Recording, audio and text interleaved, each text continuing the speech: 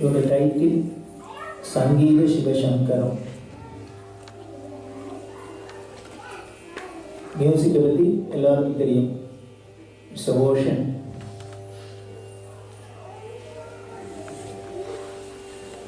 இந்த சங்கீதத்தில் எதை பற்றி நாம் பார்க்க போகிறோம் அப்படின்னா,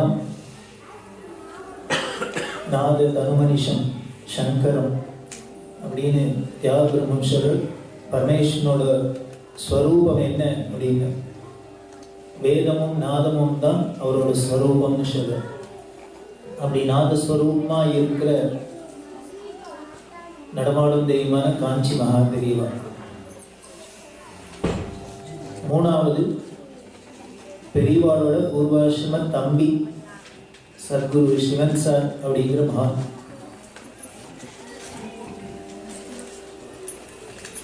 காஞ்சி மகா பெரியவாளும் சிவன் சாரும் இந்த மியூசிக்கை எப்படி அனுபவிச்சா? நாமெல்லாம் மியூசிக் கேட்டுருக்கோம், ஆனால் இது மாதிரி மகான்கள் சங்கீதத்தை எப்படி அப்ரோச் பண்ணுறா, எப்படி அதை என்ஜாய் பண்ணுறா, அதோட லட்சியம் என்ன அப்படிங்கிறத சேர்த்து தான் சங்கீத சிவசங்கரம் அப்படின்னு ஒரு மூணும் சேர்ந்த ஒரு மிக்சர். அதுதான் இப்போ தரப்போகுது. நமது சனாதன மதத்தில் எந்த ஒரு காரியத்தை ஆரம்பித்தாலும் முதல்ல நாம் ஒருத்தரை நினைக்கிறோம். அவர் யாருன்னா விநாயகர். காரணம், எடுத்த வேலை கம்ப்ளீட் ஆகணும் அப்படின்னா நடுப்புற ஏதோ எனி இடைஞ்சல் வரலாம். இந்த இடைஞ்செல்லாம் போக்குறதுக்குன்னே ஒரு கடவுள் போர்ட்ஃபோலியோவோட விநாயகர். பிடியதன் குருவுமை குடமிகு கரியது வடிகொடு தனதடியை வழிபடும் அவர் இட கடி கணபதி வர அருளினன் மிகுகுடை வடிவினர் பயில் வலிவல முறை இறையில் அப்படின்னு ஞானசம்பந்த பெருமான் தேவாரத்தில் திருவலிவலம் அப்படிங்கிற ஊரில் இருக்கிற சுவாமியை பாடுறார். உலகத்துக்கு பெரிய கிஃப்ட் கொடுத்துருக்காராம் பரமேஸ்வரன். அது என்ன கிஃப்ட்? அருளினன் மிகு கொடை, பெரிய கொடை கிஃப்ட் உலகத்துக்கு கொடுத்துருக்காரு. அது என்ன? வழிபடம் அவர் இடர் கடி கணபதி வர அருளினன். தன்னோட பக்தாளுக்கு வர இடைஞ்செல்லாம் போக்கணும் அப்படிங்கிறதுக்காக ஒரு பிள்ளையை பற்றி கொடுத்துருக்காராம். எல்லாருக்கும் தான் உள்ள பிறக்கிறது, ஆனால் பரமேஸ்வரனுக்கு பிறந்த பிள்ளை எப்படி இருக்குன்னு, எல்லாரோட இடைஞ்சலையும் போக்கணுங்கிறதுக்காக அவர் பிள்ளையை பெற்றார். நாமெல்லாம் வைக்கிற பிள்ளைகளால அடுத்த வாழ்க்கை இடைஞ்சல் வேணா வரலாம். அதனால்தான் வாசலையே உட்காந்து வச்சிருக்காரு. கோவிலுக்குள்ள போயிட்டு ஒழுங்கா வரணுமே. அதனால்தான் எல்லா இடத்துலையும் முதல்ல நுழைஞ்சோடனே விநாயகர் இருக்கிறதுக்கு காரணம், எந்த ஒரு காரியத்திலையும் நமக்கு தடங்கள் வராத, இடைஞ்சல் இல்லாத, சக்சஸ்ஃபுல்லாக கம்ப்ளீட் ஆகணும் அப்படிங்கிற ஒரு இன்டென்ஷனில் தான் பரமேஸ்வரன் நமக்கு ஒரு கொடையாக கொடுத்துருக்கிற விநாயகர். அந்த விநாயகரை வழிபட்டு தான் நமது எந்த நிகழ்ச்சியும் தொடங்குறது, எந்த காரியத்தையும் தொடங்குறதுன்னு நமது சம்பிரதாயம். அதுபடி சிவன் சார் ஏணிப்படிகளில் மாந்தர்கள் அப்படின்னு புஸ்தகம் எழுதியிருக்கார். High philosophy. அதில் எடுத்தோடனே ஆரம்பிக்கிறதே வேதாந்த தத்துவத்தில் விளங்கும் விநாயகருக்கு வந்தனம் அப்படின்னு. அந்த விநாயகர் வேறு இல்லை, வேதாந்த தத்துவம் வேறு இல்லை அப்படின்னு சொல்றார். அந்த விநாயகரோட பெருமையை தெய்வத்தின் குரல்ல மகாபிரிவா அவ்வளவு சொல்லியிருக்கா. முழுமுதற் கடவுள் அப்படின்னு சொல்லக்கூடிய அந்த விநாயகர், அவரை முத்துசுவாமி தீட்சிதரோட வல்லப நாயகஸ்ய அப்படிங்கிற சாகித்யத்திலேருந்து நாம வந்தனம் பண்ணி இந்த நிகழ்ச்சியை தொடங்குகிறோம். இந்த முத்துசுவாமி தீட்சிதரோட வல்லப நாயகஸ்ய கிருதிய குமாரி ஸ்வேதா வயலினில் முதல்ல வாசிக்க போகிறோம். தொடர்ந்து நிகழ்ச்சி நாம கண்டினியூ பண்ண போகிறோம்.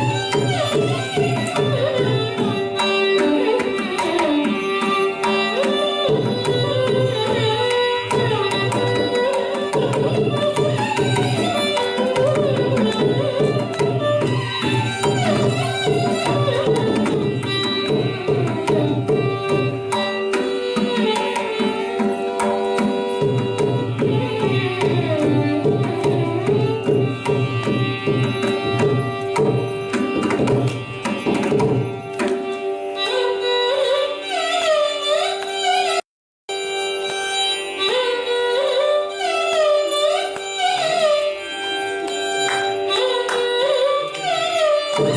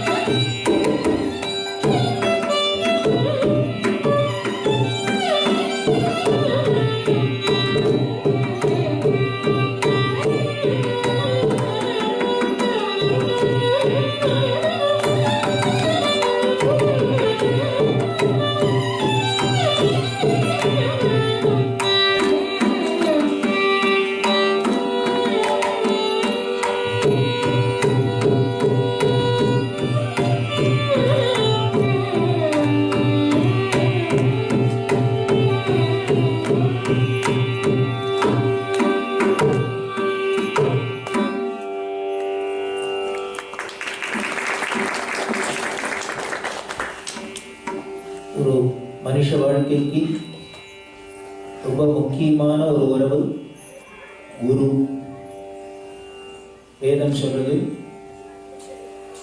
குரு இல்லாத வாழ்க்கை கண்டு தெரியாதவன் டூர் கிளம்பினாப்லதான்.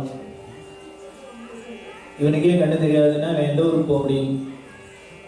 இப்படி கண்டு தெரியாதவன் போற டூர்ல 10 பேர் ஃபாலோ பண்ணிட்டு வேற போறான்னு அவனை எங்கேயாவது போய் சேர முடியுமா? முடியாது. அதனால வேதம் சொல்றது ஆச்சாரியவான் புருஷா அப்படின்னு, எவனுக்கு ஒரு நல்ல ஆச்சாரியன் கிடைச்சானோ அவனே அடைய வேண்டியதை அடைந்தான் அப்படின்னு வேதம் சொல்றது.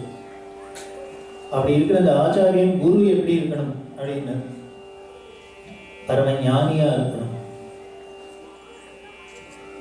சாந்தா மகாந்தோ நிவசன் நிசந்தஹ வசந்தவதி லோகஹிதம் சரந்தஹ தீர்ணாஹ ஸ்வயம் பீம பவார்ணவம்.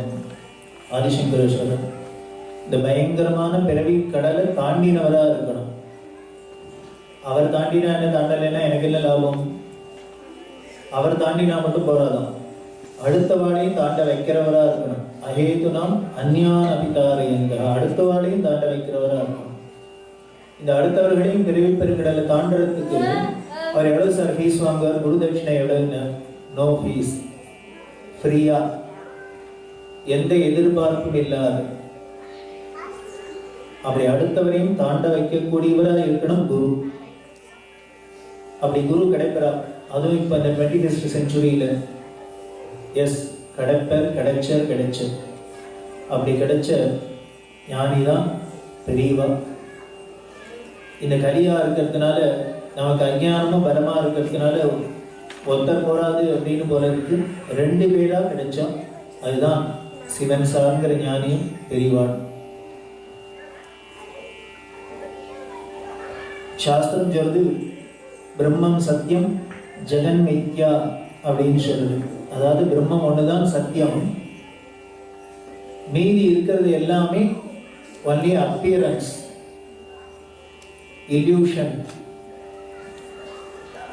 பார்த்தா இருக்கிறாப்புல தெரியுது, ஆனால் நாளைக்கு இருக்குமா கேரண்டி கிடையாது.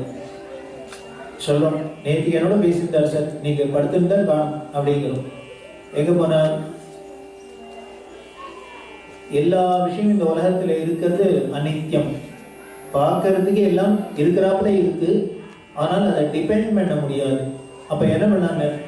ஜஸ்ட் யூஸ் பண்ணலாம். Use and throw. இந்த பிரபஞ்சமே யூஸ் அண்ட் த்ரோ தான்.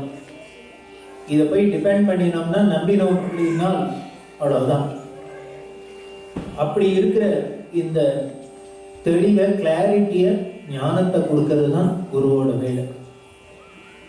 அப்படி இருக்கிற அந்த குரு எப்படி ஞானியா இருந்தார்? எதை பார்த்தாலும் ஒரு இல்யூஷன்ங்கிறத பார்த்ததுனால பயம் கிடையாது.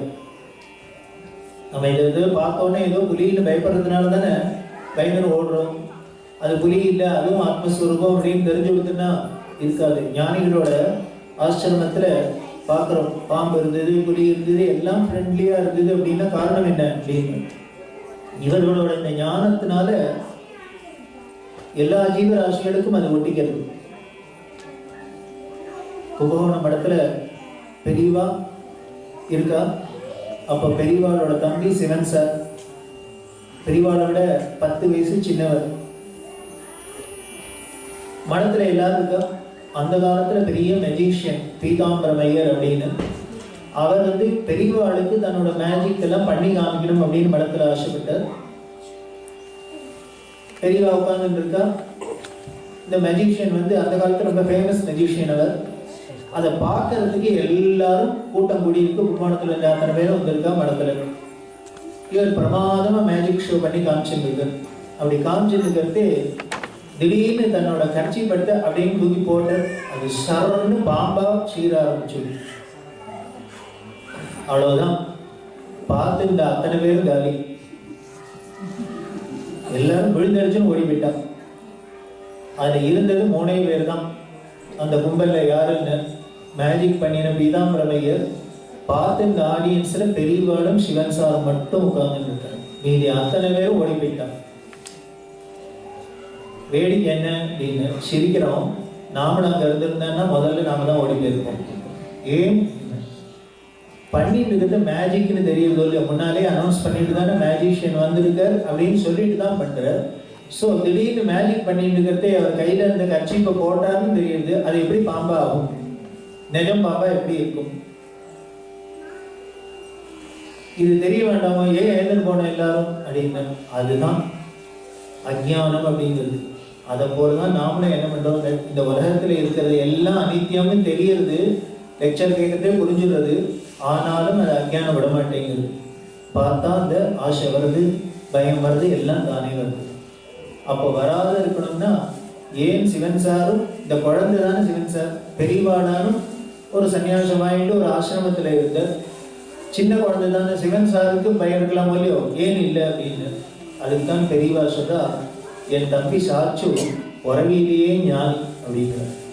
தன் தம்பி பிறக்கிறதே ஞானியா பிறந்தாராம். அதனால அவருக்கும் இது ஒண்ணும் இருக்கிற மாயதான், இது வெறும் மேஜிக் தான், இது பயப்படுறதுக்கு ஒண்ணும் இல்லைன்னு அவரும் உட்கார்ந்துட்டு, இவரும் ஞானியா இருந்ததுனால இவரும் விஷாத உட்கார்ந்துட்டார். இதுதான் ஞானிகளோட லட்சணம். அதனால இந்த உலகத்தில் உள்ள எதை பார்த்து அவன் மயங்க மாட்டா, பயப்பட மாட்டா, ஆசைப்பட மாட்டா. அப்படி இருக்கிற ஞானிய நாம சரணடைஞ்சா நமக்கும் அது மாதிரி தெளிவு ஏற்படும், ஞானம் வரும். அந்த ஞானம் வந்ததுன்னா அதுதான் முக்திக்கு வழி.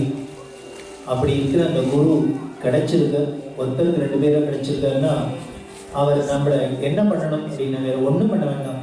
கண்ணால பார்த்தாருன்னா போதும். நாம அவரை போய் தரிசனம் பண்ணா போதும், அவர் நம்மளை திருப்பி பார்த்தா போதும். அப்படி பார்க்கிற அதைத்தான் கடாட்சம் கடாட்சம்ங்கிறோம். குரு கடாட்சம் பரிபூர்ணம் அப்படின்னு. அந்த குருவோட பார்வை நம்ம மேல பட்டாலே போதும்.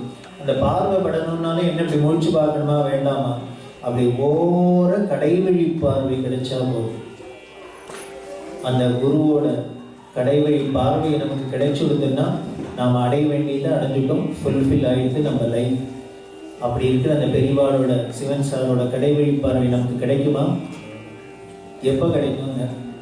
உன்னோட கடைவழி பார்வை கிடைக்குமான்னு நாம தினம் வேண்டினா, பிரார்த்தனை பண்ணினா, கெஞ்சினா, பாடினா கிடைக்கும்.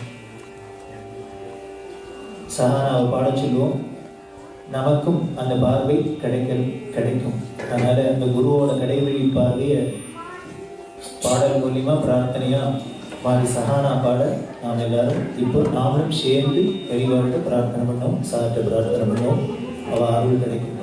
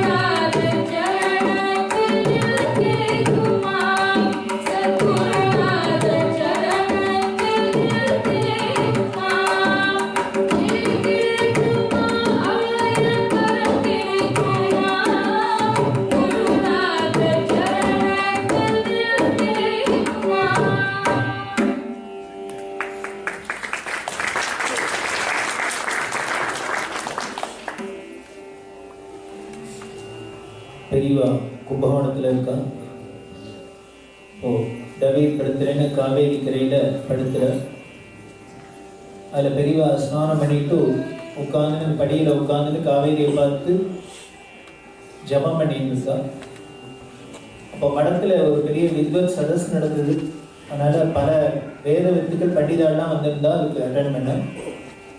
இப்போ பெரியவா காவேரியில் போய் குளிக்கிறதுனால எல்லா வித்வான்களும் வந்து காவேரியில் குளிச்சு எல்லாரும் அவாவா நின்றுட்டு வரிசையாக ஜபம்லாம் பண்ணிட்டு இருக்கா. மோர் தென் 100 வித்வான்ஸ் அப்படி பண்ணிட்டு இருக்கா. பெரியவாளை முடிச்சு இப்படி திரும்பி பார்த்தா பெரியவாளை சுற்றி ஒரு மோர் தென் 100 வித்வான்கள்.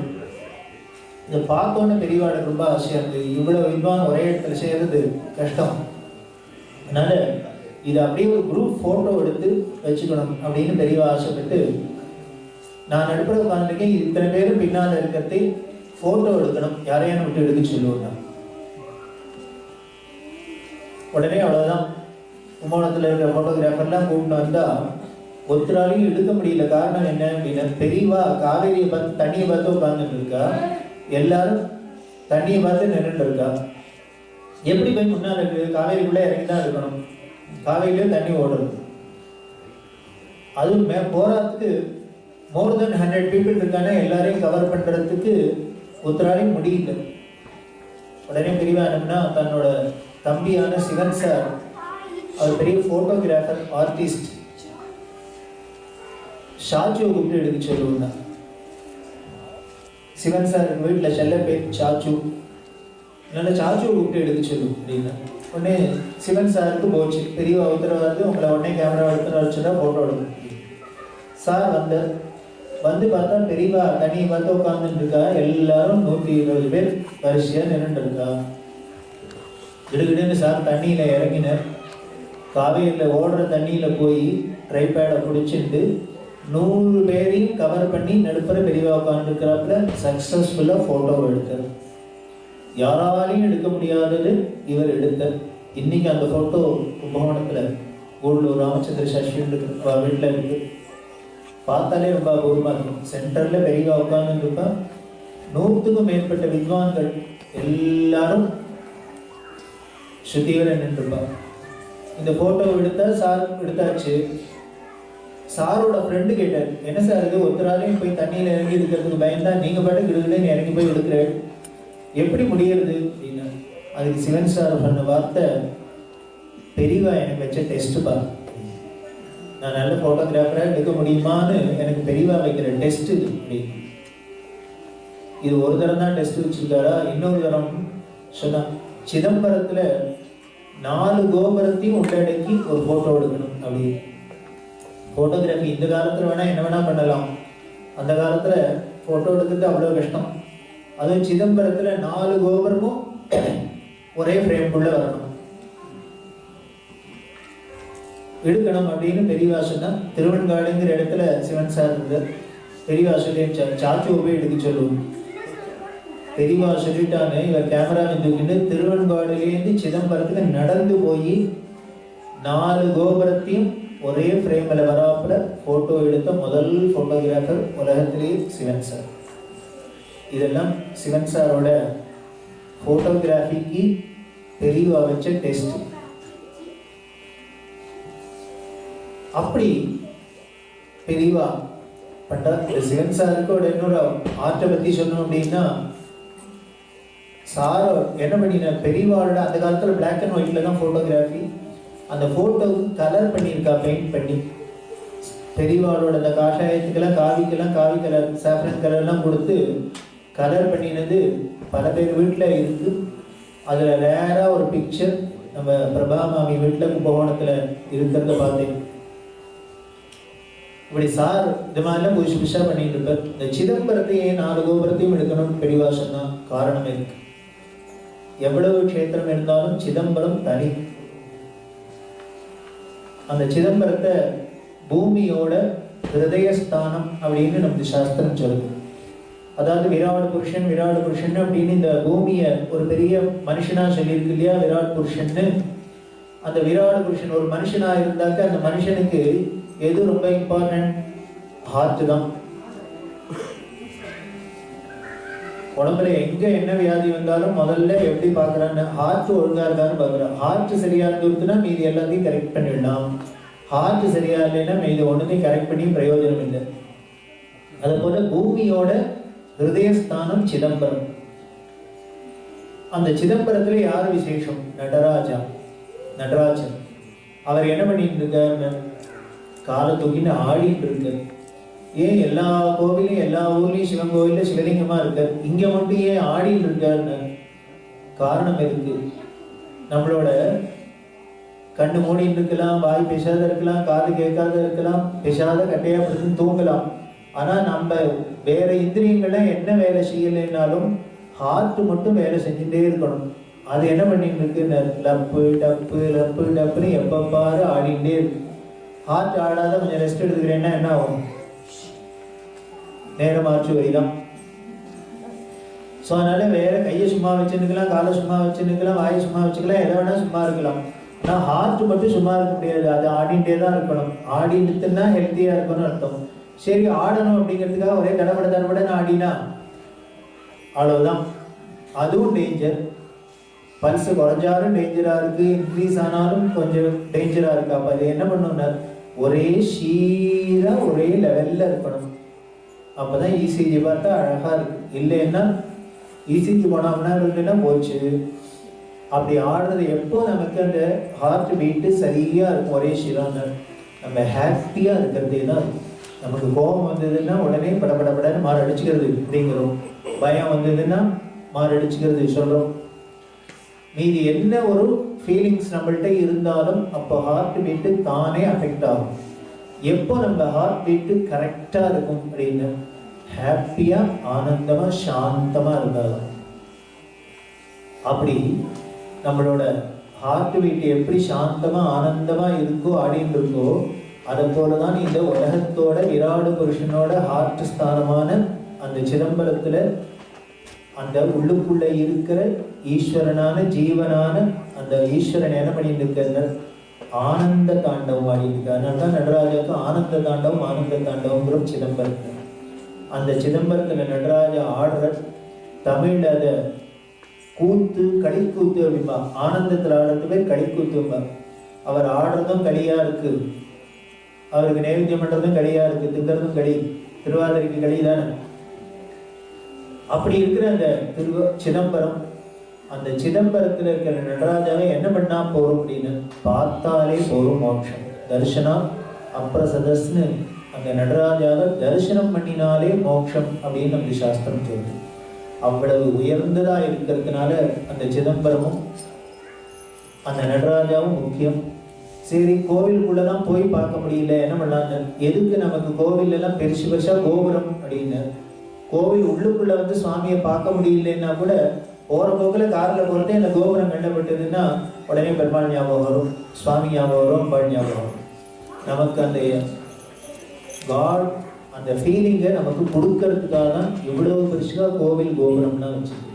அதனாலதான் பெரியவா என்ன பண்ணா அந்த 4 கோபுரத்தையும் போட்டோவா எடுத்து வீட்டில் வச்சிருந்தாக்க பார்க்கறதெல்லாம் நடராஜா நமக்கு ஞாபகமான வரட்டுமே. அந்த சிந்தனை வரணுங்கிறதுக்காக தான் பெரியவா சிவன் சாரை விட்டு அந்த சிதம்பரத்தை போட்டோ எடுத்து சொன்னா. அந்த சிதம்பரம் அப்படின்னாலே எல்லாருக்கும் ஞாபகம் வருது ஒரு பெரிய பக்தர், அவர் தான் நந்தனா. அவர் என்ன பண்றார் அப்படின்னா சிதம்பரத்துல போய் நடராஜாவை தரிசனம் பண்ணணும்னு ஆசைப்பட்டார். அப்படி போய் அந்த நந்தனாரை பார்த்ததுக்கு அப்புறம் என்ன உண்டாரு? இந்த சாமிக்கு ஈடா வேற சாமி ஞானம் உண்டா? சபாபதிக்கு வேறு தெய்வம் சமானமாகும். அந்த நந்தனாரோட சரித்திரத்தை கோபாலகிருஷ்ண பாரதிங்கிற மகான் நந்தனார சரித்திர கீர்த்தனையா பாடி இருக்கு. அதுல ரொம்ப அபூர்வமான கீர்த்தனை, சபாபதிக்கு வேறு தெய்வம் சமானமாகுமா, உனக்கு ஈடு வேற தெய்வமே கிடையாது அப்படின்னு சொல்லு. அப்படி இருக்கிற அந்த நடராஜாவை நாமளும் இப்போ சஹானா பாட அந்த நடராஜாவை நாமளும் கண்ணாட மனக்கண் முன்னால தரிசனம் பண்ணோம்.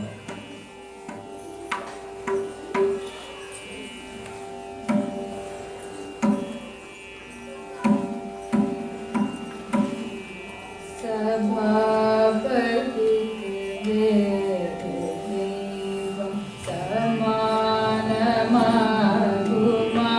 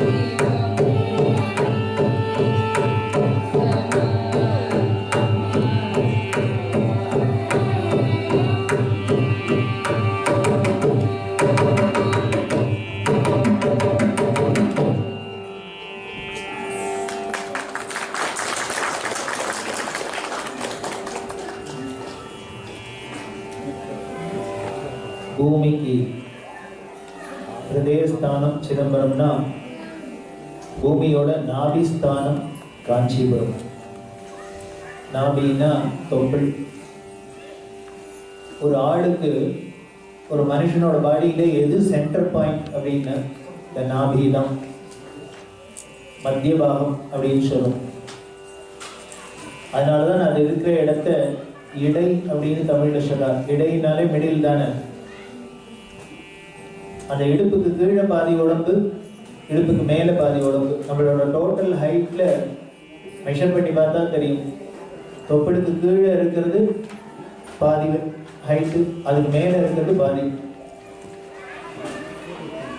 அந்த பாதியிலையும் ஹாஃப்லையும் ஹாஃப் என்ன, குவார்டர், கால். அதனாலதான் இந்த போர்ஷனுக்கு பேர் கால்னு பேரு. ஏன் கால்னு சொல்றோம்? நீங்க எல்லாம் பியூர் மேக்ஸ் தான். இங்கேருந்து இது வரைக்கும் ஹாஃப்னா அதுல பாதி குவார்டர் தான் இருக்க முடியும். அதனாலதான் இந்த அங்கத்துக்கு பேரே கால் அப்படின்னு இருக்கு.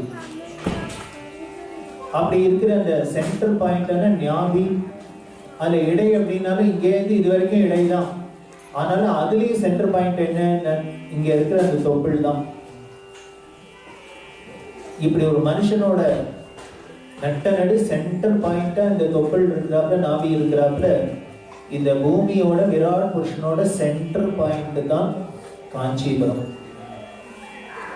அந்த காஞ்சிபுரத்திலையும் ரொம்ப எக்ஸாக்ட் சென்டர் பாயிண்ட் எதுன்னா, இன்னைக்கு காமாட்சி கோவில் எங்க இருக்கோ, எந்த இடத்துல காஞ்சிபுரத்துல காமாட்சியோட கர்ப்ப கிரகம் இருக்கோ, சன்னதி இருக்கோ, அதுதான் எக்ஸாக்ட் பூமியோட சென்டர் பாயிண்ட். இத தொப்பிள்னாலே அது பள்ளமா தானே இருக்கு. அதே போலதான் காஞ்சிபுரத்திலையும் காமாட்சியோட அந்த கர்ப்ப கிரகத்துல ஒரு பெரிய ஹோல் இருக்கு. அதுக்கு பேர் பிலாகாசம் அப்படின்னு பேரு. அந்த ஹோல்லையும் தான் அம்பாள் ஆவில் வச்சிருந்ததா காஞ்சிபுரம் ஸ்தல புராணம்லாம் சொல்லுது. அந்த தொப்பிலோட யார் இந்த நமக்கு ரொம்ப உறவு அப்படின்னு, அம்மாவோட தான் தொப்புள் கொடி உறவு, தொப்புள் கொடி உறவு அப்படின்னு அந்த தாயாரோட தான் அந்த தொப்புள் உறவு இருக்கு. அதனாலதான் காஞ்சிபுரத்துல இம்பார்ட்டன்ஸ் முழுக்க காமாட்சிக்கு தான். ஸ்ரீவித்யில லலிதா மகாத்ரிபுர சுந்தரி பராபட்டாரிகா அப்படின்லாம் சொல்லுவாங்க. அப்படி உயர்ந்ததான அந்த அம்பாளோட மூலஸ்தானம் தான் காஞ்சிபுரம். அப்படி காமாட்சி தான் மூலஸ்தானமா இருக்கிறதுனால, இம்பார்ட்டன்ஸ் இருக்கிறதுனால காஞ்சிபுரத்துல பல கோவில் இருக்கு. டெம்பிள் டவுன் அப்படின்னே சொல்றா. அப்படி இருக்கிற எல்லா கோவிலும் என்ன பண்ணியிருக்கோம் அப்படின்னா, பொதுவா எல்லா ஊர்லயும் கோவிலா இருந்ததுன்னா ஈஸ்ட் பார்த்து தான் இருக்கும். ஆனா காஞ்சிபுரத்துல மட்டும் மீதி கோவில் எல்லா கோவிலும் காமாட்சி கோவிலை பார்த்து தான் இருக்கும். அந்த காமாட்சிக்கு அவ்வளவு இம்பார்ட்டன்ஸ். அந்த காஞ்சிபுரத்துல இன்னொரு வேடிக்கை என்ன அப்படின்னா, பல சிவன் கோவிலுக்கு, 108 சிவன் கோவிலுக்கு காஞ்சி எல்லைக்குள்ள, அதுல எந்த சிவன் கோவிலையும் அம்பாள் சன்னதி தனியா கிடையாது. பொதுவா எல்லா சிவன் கோவிலையும் போனா அம்பாள் சன்னதி டெஃபினட்டா இருக்கும். காஞ்சிபுரத்துல மட்டும் அந்த ரேடியஸ்குள்ள, அந்த எல்லைக்குள்ள வேற எந்த கோவிலையும் காமாட்சியை தவிர வேற அம்பாள் தனியா சன்னதியே கிடையாது. எந்த கோவிலுக்கு போனாலும் காமாட்சி அம்பாள் சமேத ஏகாம்பரேஸ்வரர், காமாட்சி அம்பாள் சமேத கச்சவேஸ்வரர், காமாட்சி அம்பாள் சமேத பிரம்மபுரீஸ்வரர், இப்படி எந்த சுவாமியா இருந்தாலும் ஒரே அம்பாள் காமாட்சி தான். ஏன்னு, அம்மாவுக்கு வீடு டூப்ளிகேட்டா வேற யாரான வைக்க முடியுமா? முடியாது.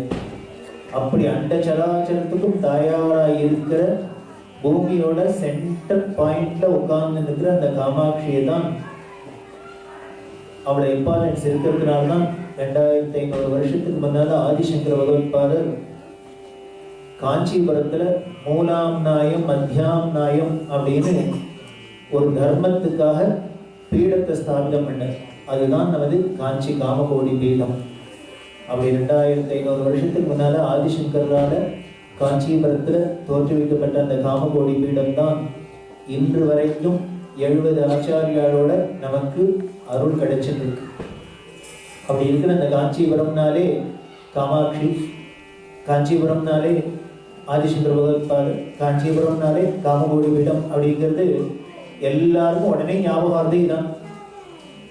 அப்படி இருக்கிற அந்த காமாட்சிய முத்துசுவாமி தீட்சிதர் பல சாகித்யங்கள்னால பாடுற.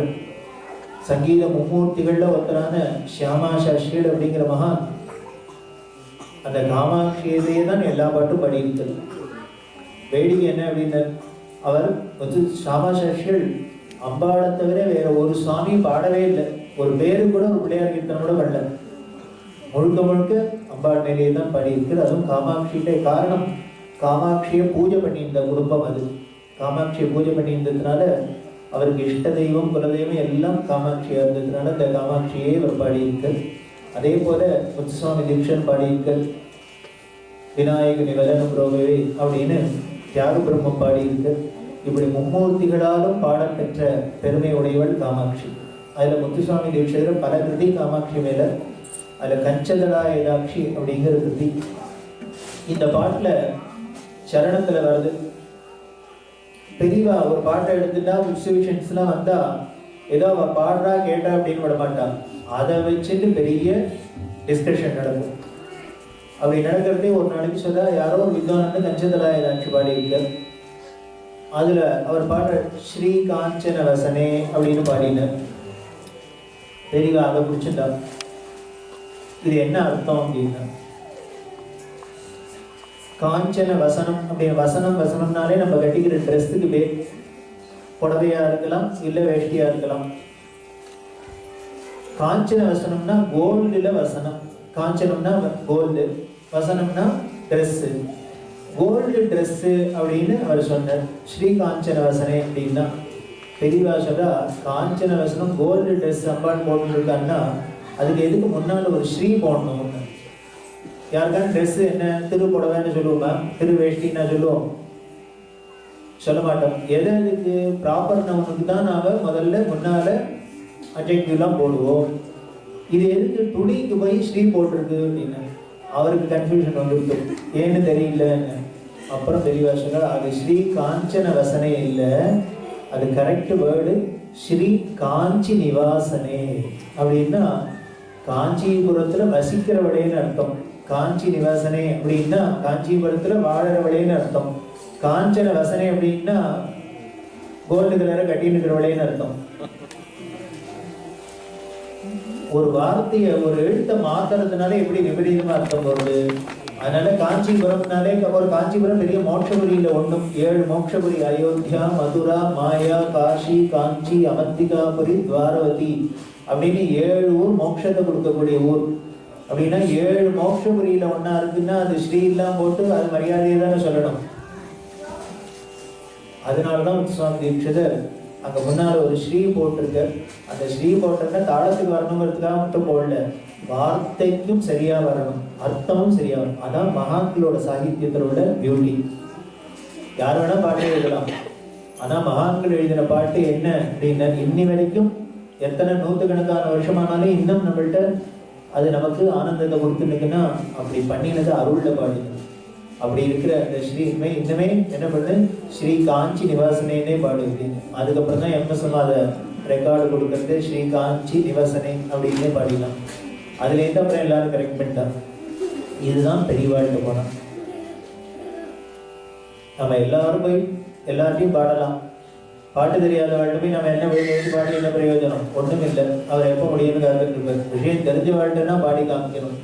அப்படி இருக்கிற அந்த காஞ்சி காமாட்சியை முத்துசுவாமி தீட்சிதர் இந்த கஞ்சதராயதாட்சியில எப்படி வர்ணிச்சிருக்காருன்னு அந்த சாகித்யத்தோட அழக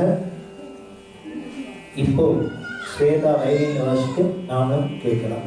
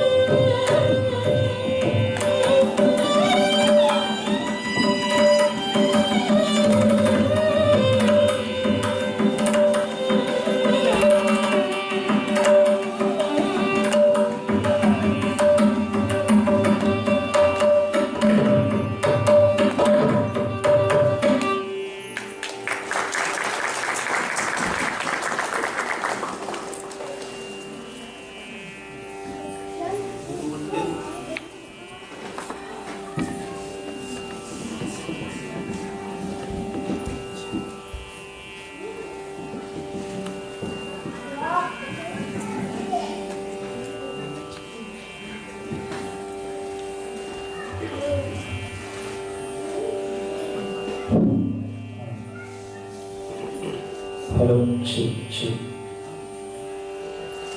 ஹலோ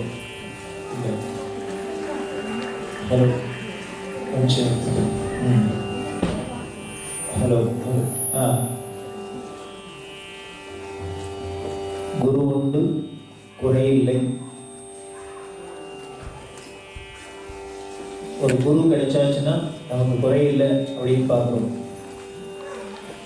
அந்த குரு நமக்கு ஏதோ ஞானத்தை தர மோட்சத்தை தரான்னு இல்லை, அன்னன்னைக்கும் நமக்கு என்ன வேணுமோ எல்லாத்தையும் கொடுக்குறது. பகவான் கீதையில தானே கேரண்டி கொடுக்குறது. அனன்யாஸ்சிந்தேம் தோமாம் ஏஜனாஹ பரியுபாசதே தேஷாம் நித்யாபியுக்தானாம் யோகக்ஷேமம் வகாமியம். அதாவது இந்த யோகக்ஷேமத்தை நான் பார்த்துக்கிறேன். யோகம் க்ஷேமம்னா என்ன? இந்த உலகத்துல இருக்கிறதுக்கு என்னென்னலாம் வேணுமோ அதெல்லாம் யோகம். க்ஷேமம்னா இந்த உலகத்தை விட்டு எங்கேயோ போகிறோம், பர்மனண்டா ஏதோ ஒரு இடம் இருக்கு, அங்க போறதுக்கு என்ன வேணுமோ அது க்ஷேமம்.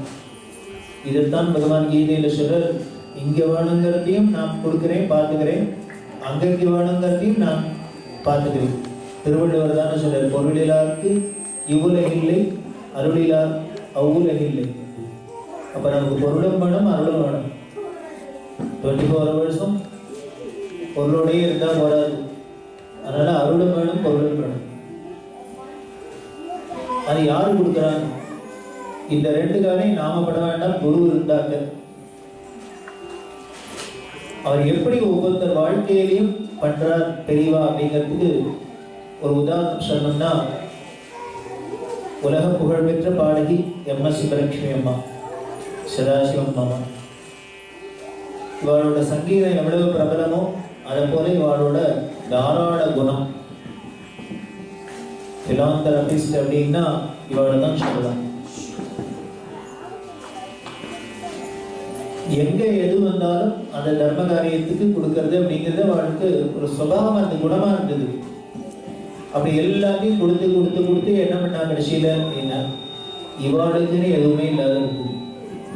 கல்கி கார்டன்ஸ் அப்படின்னு செட்பெட்ல மெட்ராஸ்ல கல்கி கார்டன்ஸ் பெரிய அரண்மனை மாதிரி இருக்கும். அதுல இருந்தா கல்கியில அவர் பங்குதாரா இருந்ததுனால அந்த வீட்டுல இருந்துட்டு கல்கியிலேருந்து அவர் விலகின கல்கியில சில ப்ராப்ளம், லேபர் ப்ராப்ளம் தான் வந்தது.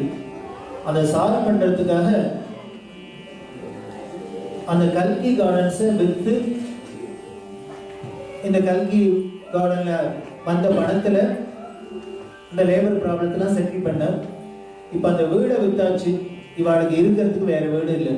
அதனால நுங்கம்பாக்கத்துல ஒரு வாடகை வீட்டுல இருந்திருந்தா. ஆச்சரியமா இருக்கும். உலக புகழ்பெற்ற பாரத ரத்னா அவார்டெல்லாம் வாங்கியிருக்கிற ஒரு பாடகி வாடகை வீட்டில் இருந்தா. சதாசிவம் மாமாவும் எம்.எஸ். அம்மாவும். அவளுக்குன்னு பேங்க் பேலன்ஸ் கிடையாது, பேங்க் அக்கௌண்ட் கிடையாது. அப்படின்னா ஒரு பிரின்சிபல்டா இருந்தா. ஆனா அவ அதுக்காக ஒன்றும் கவலைப்படலை, அவ பாட்டி சௌக்கியமா இருந்திருந்தா. அப்படி இருக்கிறதே பெரியவாளுக்கு தான் ரொம்ப கவலையா இருந்தது. இப்படி எல்லாருக்கும் கொடுத்துட்டு இவ அப்படி ஒண்ணும் இல்லாத இருக்காளே.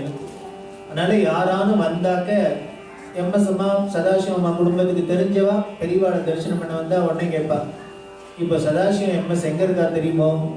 வாடகை வீட்டுல இருக்கா, நீ போய் பார்த்தையோ அப்படின்னு. இப்படி யாராவது வந்து போய் பார்த்துங்க வாடகை அப்படின்னு. அதாவது எப்போ நம்ம போய் ஒருத்தட்ட ஃப்ரெண்ட்ஷிப் வச்சுக்கணும்னு அவளுக்கு ஒரு நெசசிட்டி வருதே, அவளுக்கு ஒரு சிரமம் வருதே தான் நம்ம போய் நம்ம சப்போர்ட்டை காமிக்கணும். உலகம் என்ன பண்ணுவாங்க, நம்ம நல்லா சௌக்கியமா இருக்கிறதே எல்லாரும் வந்து பார்ப்பா. நமக்கு ஏதாவது ஒரு கஷ்டம் வந்துருக்குன்னா அதுக்கப்புறம் திரும்பியே பார்க்க மாட்டான். ஏன் நம்ம ஏதாவது ஹெல்ப் போயிடும் கேட்கணும். ஆனா பெரியவா இருந்துச்சுன்னா இப்பதான் அவளை போய் எல்லாரும் பார்க்கணும். அதனால பரவாயில்லாம் போய் அவளை பார்க்கணும்னு சொல்லி மடத்துக்கு பெரியவாளை தரிசனம் பண்ணவராள், நீ போய் சதாசிவத்தை பார்த்துக்கோ, எம்.எஸ். பார்த்துக்கோ, ஆத்துக்கு போய் பார்த்துக்கோன்னு சொன்னா, இது பெரியவானுச்சான்னு வந்தா இவாளுக்கு அதுவே ஒரு பெரிய ஆறுதலா இருக்குது. இன்னும் பெரியவா நம்மள மேல இவ்வளவு கர்ஷனத்தோட வச்சிருக்காரு. இப்படி இருக்கிறதே ஒரு நாளைக்கு டிடிடி தேவஸ்தானம் சேர்மன் ராமேஷன் அப்படின்னு இருந்தார். அவர் பெரியவா தரிசனத்துக்கு வந்தார். அப்போ பெரியவா ராமேஷன் கிட்ட சுப்பலட்சுமி சதாசிவம் இப்போ எங்க இருக்கா தெரியுமோ, பாத்தியோ நீ அப்படின்னா.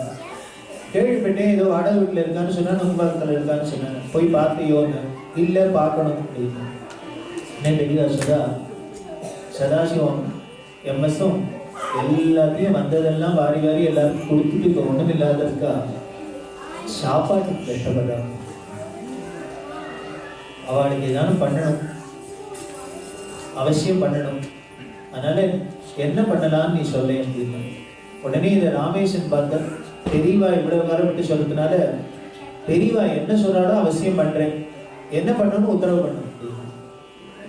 அவளுக்கு மாசம் மாசம் சாப்பாட்டுக்கு கவலை இல்லாத ஏதானும் வராப்புல ஒரு ஏற்பாடு பண்ணா தேவை, பண்றியா அப்படின்னு. உடனே அவர் சொன்னார், எங்க டிடிடி தேவஸ்தானத்துல அன்னமாச்சாரிய கிருதியெல்லாம் ரெக்கார்டு கொடுத்து அதை பிரபலப்படுத்தணும்னு நாங்கள் ஒரு ஸ்கீம் வச்சுருக்கோம். அன்னமாச்சாரியா ப்ராஜெக்ட்னு ஒன்று எடுத்துட்டு இருக்கோம். அதில் அன்னமாச்சாரிய கிருதிகள்லாம் பிரபல மியூசிஷியன்ஸை விட்டு நாங்கள் ரெக்கார்ட் பண்ணி அதை பண்ணுறதா வச்சுருக்கோம். அதில் அம்மாவே பாடினாள்னா அதில் அதுக்கு ஒரு ராயல்ட்டி கொடுக்கலாம். ஏன்னா சதாசிவ மாமா எம்எஸ் மாட்ட போய் அவளுக்கு எனாம் கொடுத்தா வாங்கிக்க மாட்டான். அவார்டு கொடுக்குறதே அனுபவம் கொடுக்குறவா, அவார்டுக்கு போய் யாரும் எதுவும் கொடுத்தும் வாங்கிக்கிற பழக்கமும் இல்லை. அதனால அம்மா பாடட்டும், பாடினா இந்த ரெக்கார்டிங்க்கு என்ன ராயல்ட்டி உண்டோ அதை கொடுத்தா அதில் அவார்டுக்கு வச்சுட்டு மாதம் மாதம் அதுக்கு சரியா இருக்கும் அப்படின்னு. உடனே பெரியவா என்ன, சரி அவள் பாடி ரெக்கார்டு கொடுத்தான்னா நீ எவ்வளவு ராயல்ட்டி கொடுப்ப? உடனே அவர் என்ன சொன்னார், அதாவது பஞ்சரத்ன மாலான்னு 5 ரெக்கார்டு கொடுக்கறதா பிளான் பண்ணியிருக்கோம். அந்த 5 ரெக்கார்டு கொடுக்கறதுனால 5 lakhs கொடுக்குறோம் அப்படின்னு. 5 lakhs தேவஸ்தானத்திலேருந்து கொடுக்கலாம் அப்படின்னு. உடனே பெரியவா கேட்குறா, அந்த 5 lakhs பேங்க்ல போட்டால் மாசம் எவ்வளவு இன்ட்ரெஸ்ட் வரும்? அந்த காலத்துல 5000 வரும். பெரியவா சொன்னா 5000 அப்படிங்கிறது ஏதோ 2 பேர் சிம்பிளா லைஃப்பை லீட் பண்றதுக்கு போறோம். உடனே பெரிய விஷயம் அதில் டேக்ஸ் எல்லாம் போகுமே.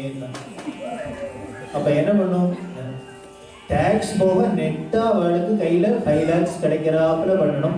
நீ பண்ணுவியா? உடனே ராமேஸ்வரம் சொன்னார், நோ ப்ராப்ளம், 7 lakhs இன்க்ரீஸ் பண்ணிடலாம். இது நம்ம தீர்மானம் பண்றதுதான். அதனால 5 லட்சம் நாங்கள் தீர்மானம் பண்ணோம், பெரிய அபிப்பிராயத்துல 7 lakhs கொடுக்கலாம். அப்படியே பண்ணணும். இப்படி ஏற்பாடு பண்ணு அவளை பாட சொல்லுவாங்க. இப்ப வேடிக்கை என்ன அப்படின்னா, யாரு பாட போறாளோ அவளுக்கு தெரியாது, இவா 2 பேரும் இங்க உட்காந்து ஏற்பாடு பண்ணியிருக்காங்க. அடுத்தது ஹைதராபாத்ல கச்சேரி, எம்எஸ்எம் கச்சேரி. அந்த கச்சேரிக்கு வந்திருக்கிறதே ராமேஷன் போய் கச்சேரி முடிஞ்சோன்னா அம்மாட்ட சொன்னார், மாமாட்ட சொன்னார். அதாவது காஞ்சிபுரம் பேருந்தேன், பெரியவா உத்தரவு, உங்களை பஞ்சரத்னமால பாட சொல்லியிருக்கா அன்னமாச்சாரியருக்கு. இது சொன்ன உடனே இம்மிடியேட்டா ரியாக்ட் பண்ண மாமா சதாசிவமா, அதெல்லாம் முடியாது. ஏன் அப்படின்னா, இனிமே இந்த வயசுக்கு மேல ஒருமே புது பாட்டு கத்துன்னு எங்க போய் ரெக்கார்ட்லாம் பண்றது, எல்லாம் நடக்கிற காரியம் இல்லை, அதெல்லாம் முடியாது அப்படின்னு. ஏன்னா மாமாவோட பர்ஃபெக்ஷன் உலக பிரசித்தம். அந்த டிசிப்ளின் பர்ஃபெக்ஷன் அப்படின்னா எம்எஸ் எம்எஸ் எம்எஸ்ன்னு உலகம் கொண்டாடுறாப்புல ஒரு சூப்பர் ஸ்டாரா ஆனான்னா அதை ஷேப் பண்ணினது சதாசிவம் மாமா.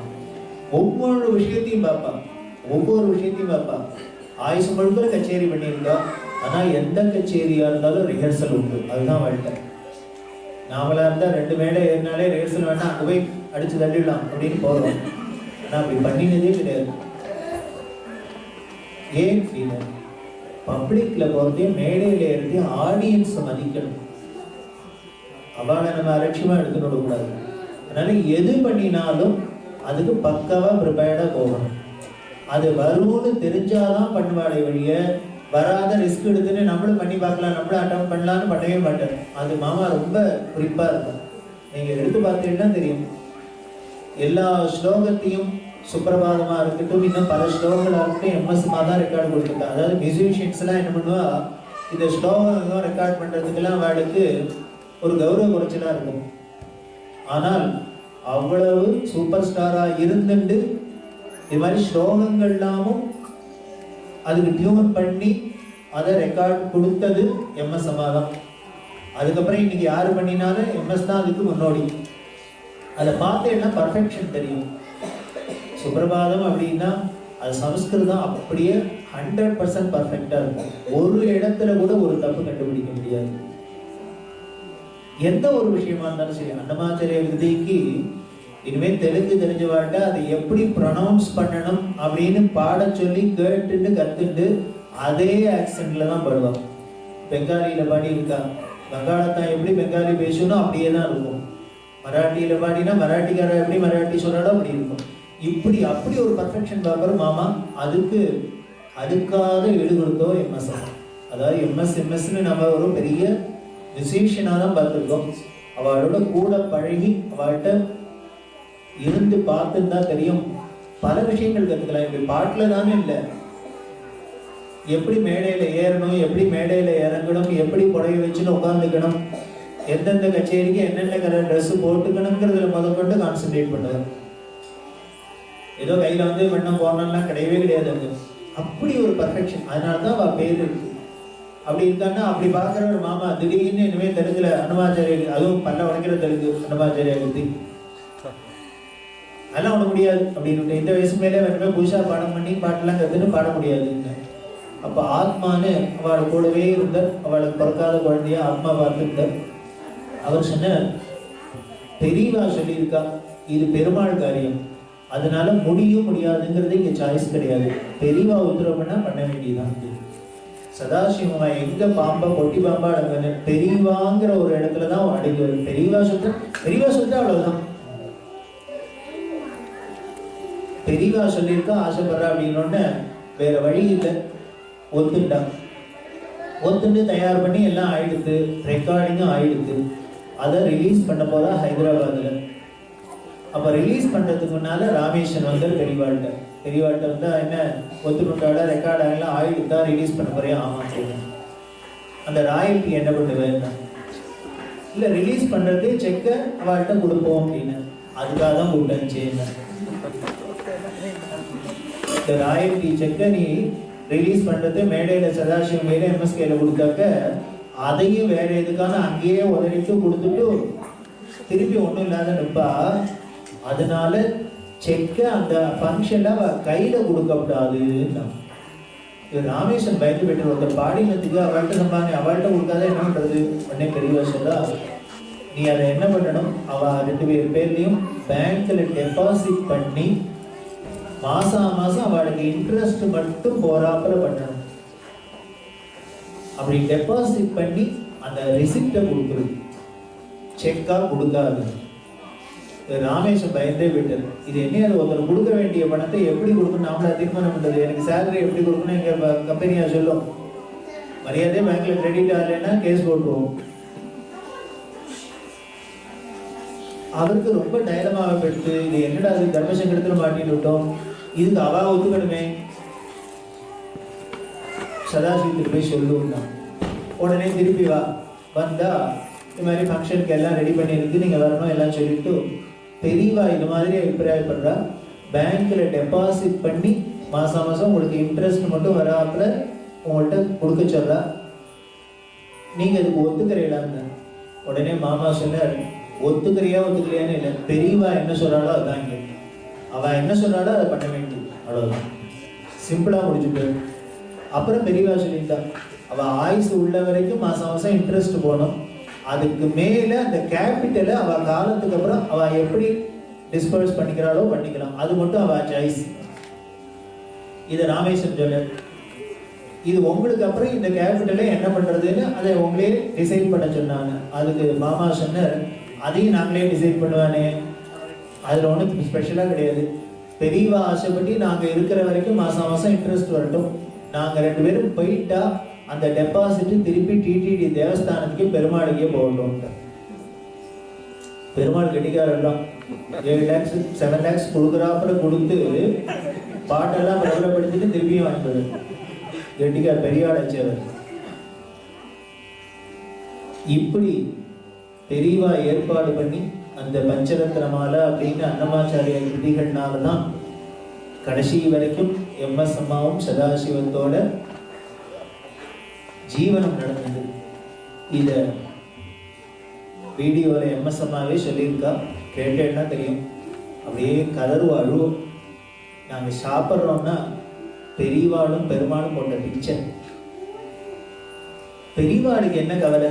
நாங்கள் இப்படி வாடகை வீட்டில் இருந்தா என்ன, சாப்பிட்டா என்ன, சாப்பிடல என்ன. எத்தனையோ லட்சக்கணக்கான பக்தா பெரியவாள்கிட்ட பக்தி பண்ணிட்டு இருக்கா, போறா வரா. அதுல நாங்களும் ஒருத்தன். ஆனால் பெரியவா இப்படி வாழ்க்கையில அதில் எல்லாத்தையும் விட சொல்லுவோம், ஆடிட்டர் மாதிரி டேக்ஸ் போக 5 lakhs வரணும், கையில் 5,000 வரணும் அப்படின்னா, இதான் பகவான் கீதையில சொன்னது, யோகக்ஷேமம் பகவான் நாம மட்டும் பக்தி பண்ணினோம் அப்படின்னா இப்படி ஒரு சின்ன சின்ன விஷயம் மாதிரி இருக்கும், அதை கூட கீதை. ஆனா நமக்கு அப்படி நம்புறதுக்கு பேர் தான் ஃபெய்த்னு பேர். பக்தி, பக்தி, நம்பிக்கை. ஃபெய்த்னா என்ன? What is that? இதுதான் வைஷ்ணவத்துல சரணாகதி. சரணாகதிங்கிற அந்த சரணாகதினா பிரபத்தி. சரணாகதினா வேற என்ன? ஒண்ணும் இல்லை. சிம்பிளா சொல்லணும்னா, பிறந்த குழந்தை அம்மா மடியில கிடக்கும். அது என்ன தைரியத்துல அம்மா மடியில கிடக்கு? நம்புறது, தாயார நம்புறது. இனிமே குழந்தைக்கு வேணுமா, அதுக்கே தெரியாது என்ன வேணும்னு. குழந்தைக்கு இந்த டயத்துக்கு பால் கொடுக்கணும், இந்த டயத்துக்கு இது பண்ணணும், அம்மா தான் கவலைப்படுறாட வேண்டி குழந்தை பாட்டுக்கு ஹாப்பியா இருக்கு. அதை போல நாமும் பெரியவாழ்கிட்ட நம்மளை ஒப்படைச்சிட்டு சரணாகதி பண்ணி நாம கவலைப்படாத இருந்தோம்னா நம்ம கவலை முழுக்கலும் பெரியவா பண்றா. நம்ம வாழ்க்கைய பெரியவா வெயிட் பண்ணிட்டு போறா, டிரைவ் பண்ணிட்டு போறா. அழகா கார்ல பின்னால உட்கார்ந்துட்டு தூங்கிட்டு போவாடா, இல்ல முன்னால ஸ்டீரிங்க பிடிச்சிட்டு பயந்துட்டே போவாடா?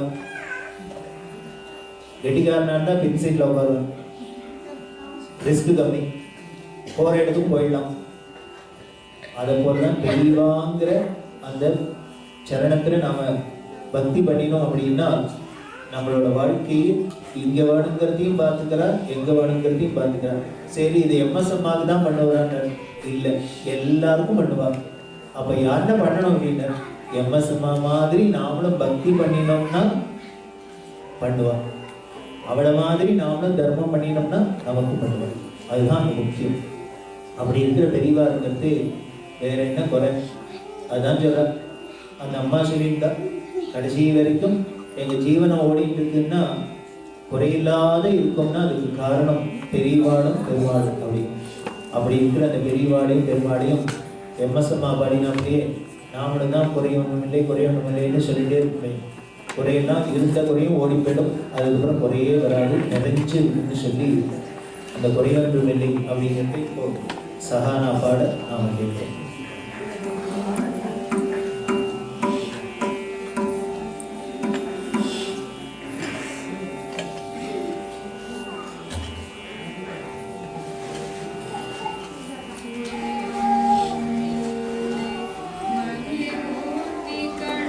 பெரிய குறை மைக் தான் இல்லை. என்னாச்சு? மைக் காரணம் போயிட்டாரா?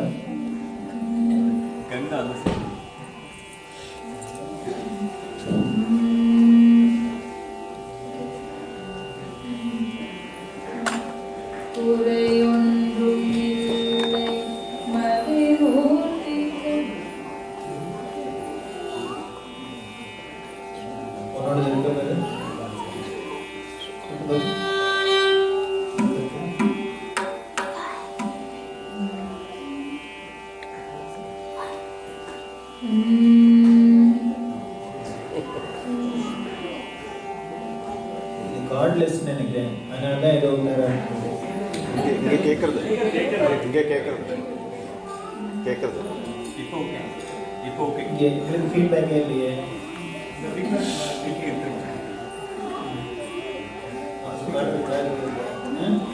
ஓகே,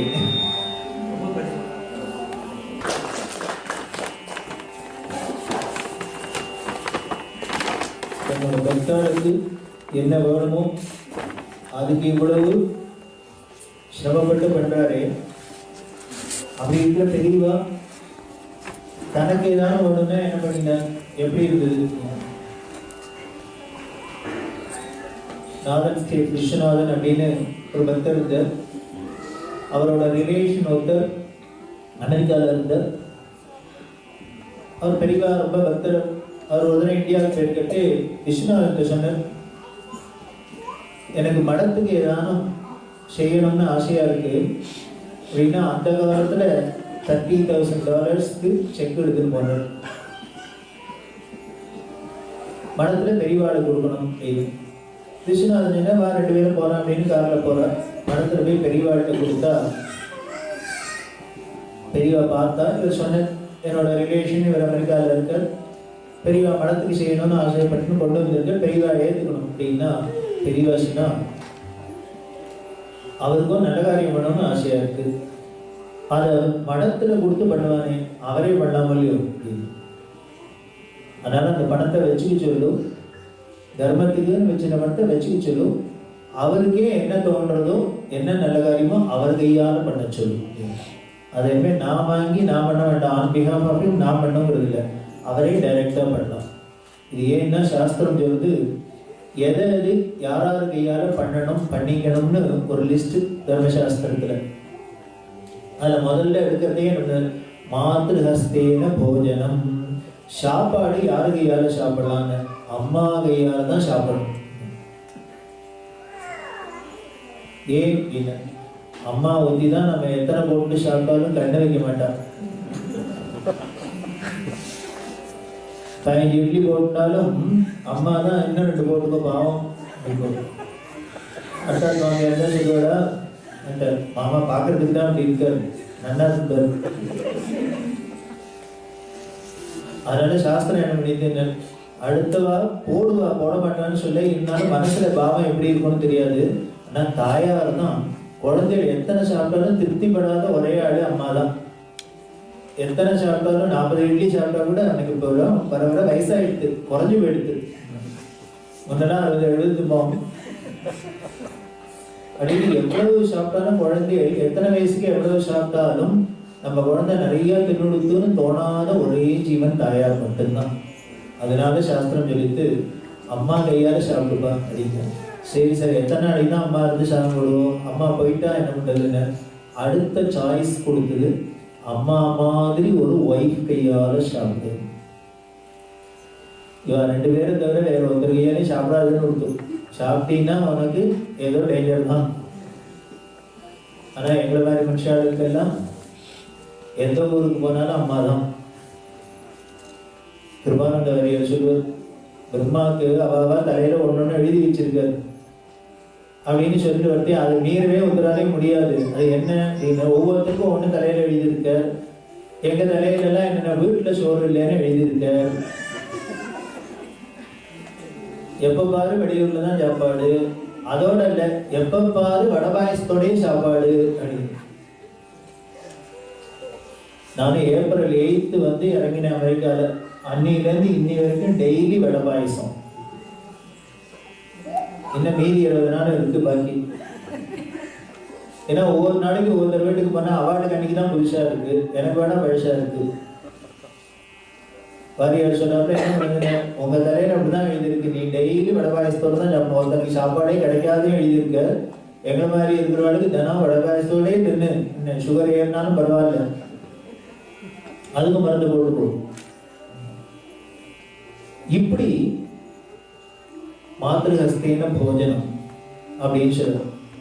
இப்படி தாயார் கையால் தான் சாப்பிடணும் அப்படின்னா பட்டினத்தாரீஸ்வரர். யாரு தாயார் அப்படின்னா ஆதிசங்கரேஸ்வரர். ஆதிசங்கரர் இவர் முதல்ல காலை பிடிச்சது, இவர் அப்புறம் சன்னியாசம் வாங்கிட்டா விடுவோம்னார், விட்டுது.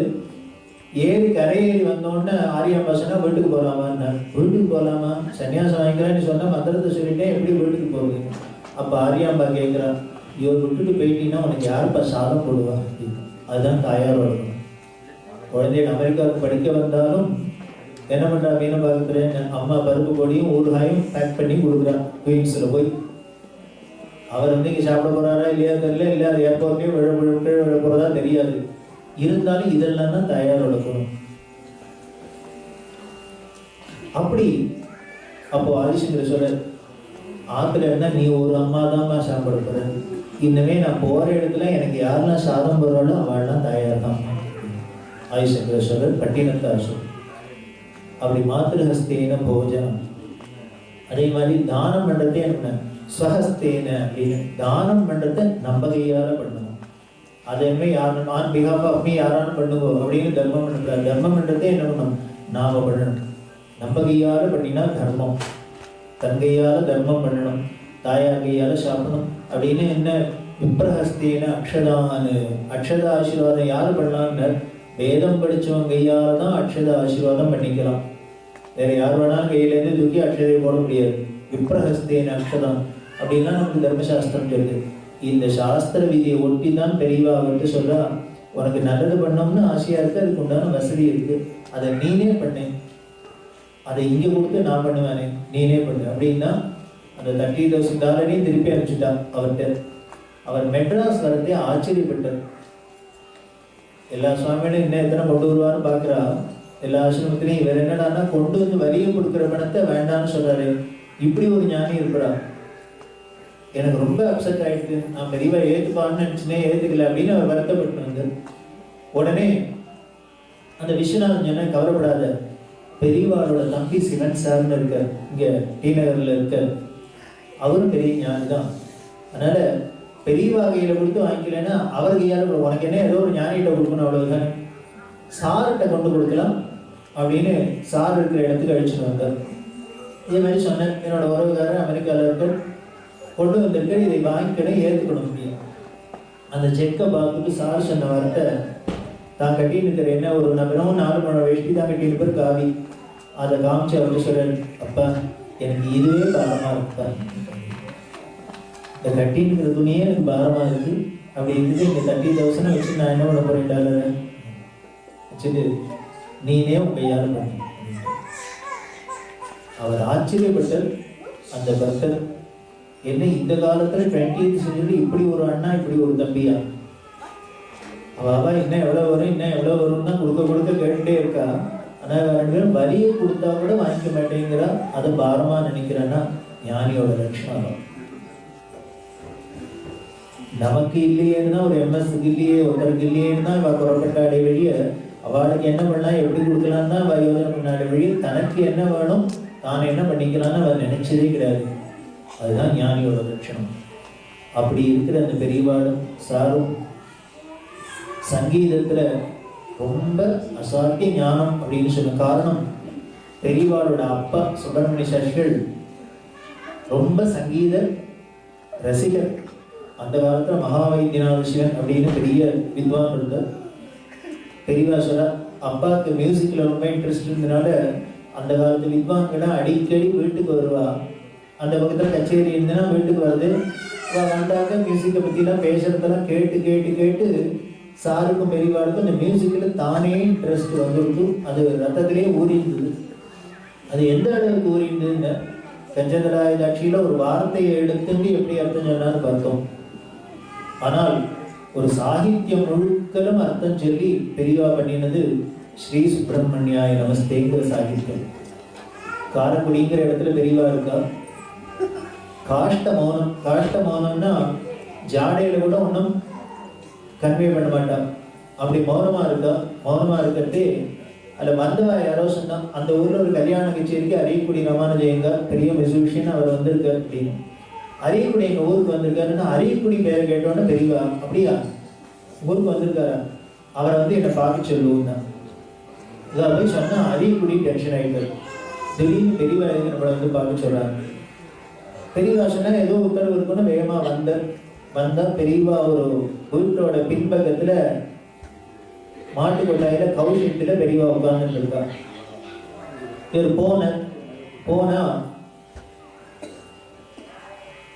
அது கல்லு முள்ளு வர அதெல்லாம் தாண்டிட்டு போனோம். பின்னால இருந்ததுன்னா அப்படிதான் இருக்கும் போறதே. அப்பதான் அவருக்கு பிரசிடென்ட் அவார்டு கிடைச்சது டெல்லியில. பெரியவா சொல்றா, நீ பிரசிடென்ட் அவார்டு வாங்கின அப்படின்னா. ஆமா அப்படின்னு. அங்க உனக்கு ரெட் கார்பெட் வெல்கம் கிடைச்சிருக்குமே அப்படின்னு. அவர் அதெல்லாம் ஏதோ ஃபார்மாலிட்டி பண்ணுவார் அப்படின்னா, நீ போற இடத்துல உனக்கு ரெட் கார்பெட்டு, எங்கிட்ட வந்து அந்த கண்டு முள்ளுதான்ப்பா, என் தர்பார்ல இதான் உட்காரு அப்படின்னா. அவர் பெரியவா உத்தரவு பண்ணாலாம் என்னை பார்க்கணும்னு. என்னன்னு உத்தரவு பண்ண பண்றதுக்கு ஆரம்பிக்கீங்க. பெரியவான்னு சொன்னா, நீ வேற ஒன்றும் பண்ண வேண்டாம், 4 நாளா முத்துசாமி தீட்சிதரோட ஸ்ரீ சுப்பிரமணிய நமஸ்திலே மனசு ஏதோ ஓடிட்டு இருக்கு. அது பார்த்தா என்ன ஒரு சாகித்யம் எப்படி பண்ணியிருக்கன்னு ஆச்சரியமா இருக்கு. அதனால இந்த ஸ்ரீ சுப்பிரமணிய நமஸ்தையே மனசு நினைச்சிட்டே இருக்கா. அப்போன்னு பார்த்து அறிவுக்குடி வந்திருக்காருன்னு சொன்னோன்னு எனக்கு ஆச்சரியமா இருந்தது. ஏன்னா உன்னோட மாஸ்டர் பீஸ் அது. நீனு வந்திருக்கன்னு நீ பாடி கேட்கணும்னு தோணிட்டு அதுக்காக தான் வர சொன்னேன். ஸ்ரீ சுப்பிரமணிய நமஸ்தை பாடுறையான்னா அவர் இதை எதிர்பார்க்கல. தெரியவா ஏதோ இதுக்கு டொனேட் பண்ணி அதுக்கு டொனேட் பண்ணி தானே காரியம் சொல்ல போற அளவுக்கு அதுதான் வர சொன்னான்னு நினைச்சிருந்தார். இவர் அதனால பெஷாத வந்துட்டார். பெரியவா கூப்பிட்டான்னு ஓடிட்டு இருக்கார். அவர் சொன்ன பெரியவா பாட சொல்லுவான்னு தெரியாது, நான் தம்புரா கூட எடுத்துட்டு வரல, ஸ்ருதி கூட எடுத்துட்டு வரட்டேன். பெரியவா உடனே சொல்ல ரொம்ப நல்லதா போச்சு. ஏன் உனக்கு என்ன ஸ்ருதி பாக்ஸ் தம்பூரா இருந்துதான் உன் குரல்ல ஸ்ருதி சேர போறதா என்ன? இல்லை, நீ ஆயுசு முழுக்கள் பாடிக்கிட்டே இருக்க. பாடுற வாழ்க்கு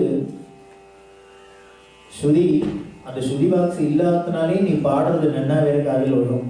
அதனால என்ன பண்ணு, ஸ்ருதி சேரலைங்கிற ப்ராப்ளம் உனக்கு கிடையாது. நீ எப்போ பாடினாலும் ஸ்ருதி சுத்தமாக தான் பாடுற.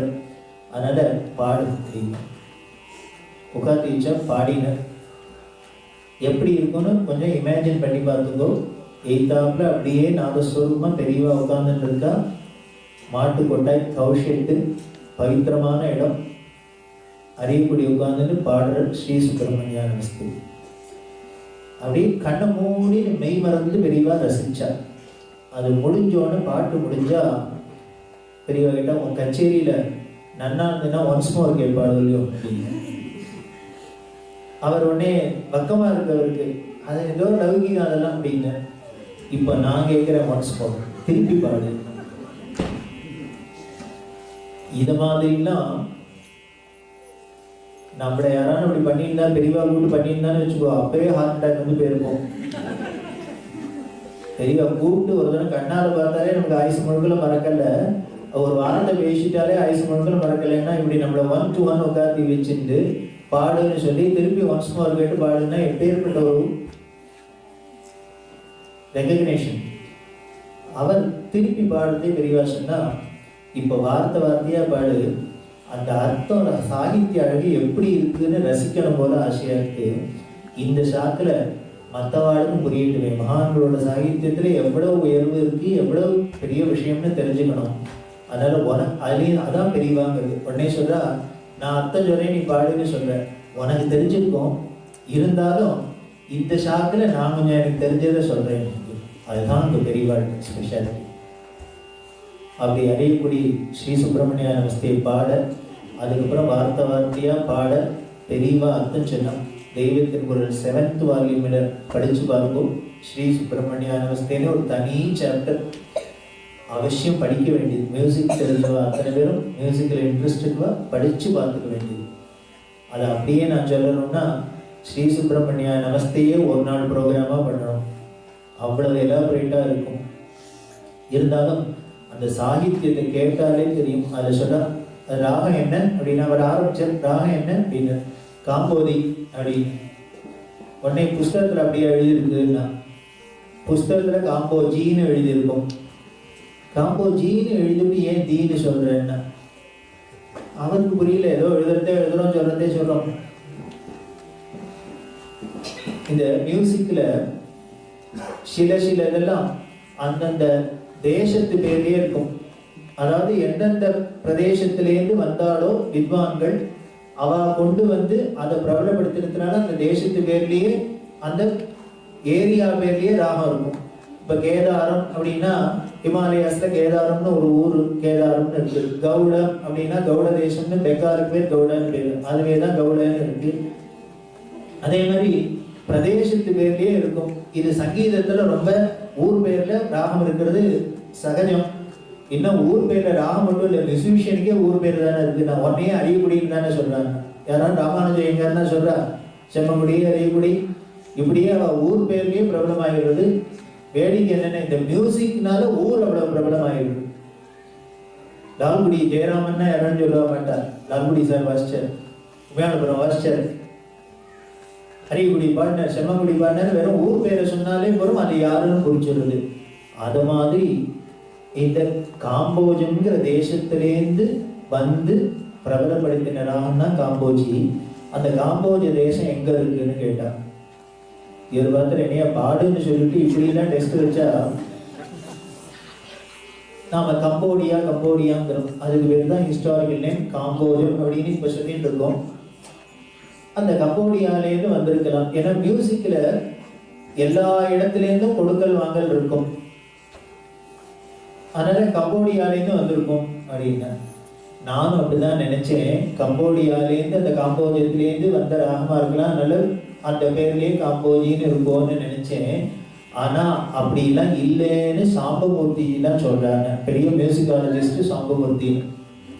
ஏன்னா நம்மளை விட ஏதோ சிவிலைசேஷன்ல கீழே அடிமட்டத்துல இருந்த ஒரு கண்ட்ரியிலேருந்து இவ்வளவு பெரிய ராகம் வந்திருக்காது அப்படின்னு அவர் சொன்னார். அதுக்கப்புறம் தான் தோணித்து, ஓ வேற ஏதோ இன்னொரு காம்போஜி இருக்கு போல இருக்கு, கம்போடியா இருக்காதுன்னு நினைச்சிட்டேன்.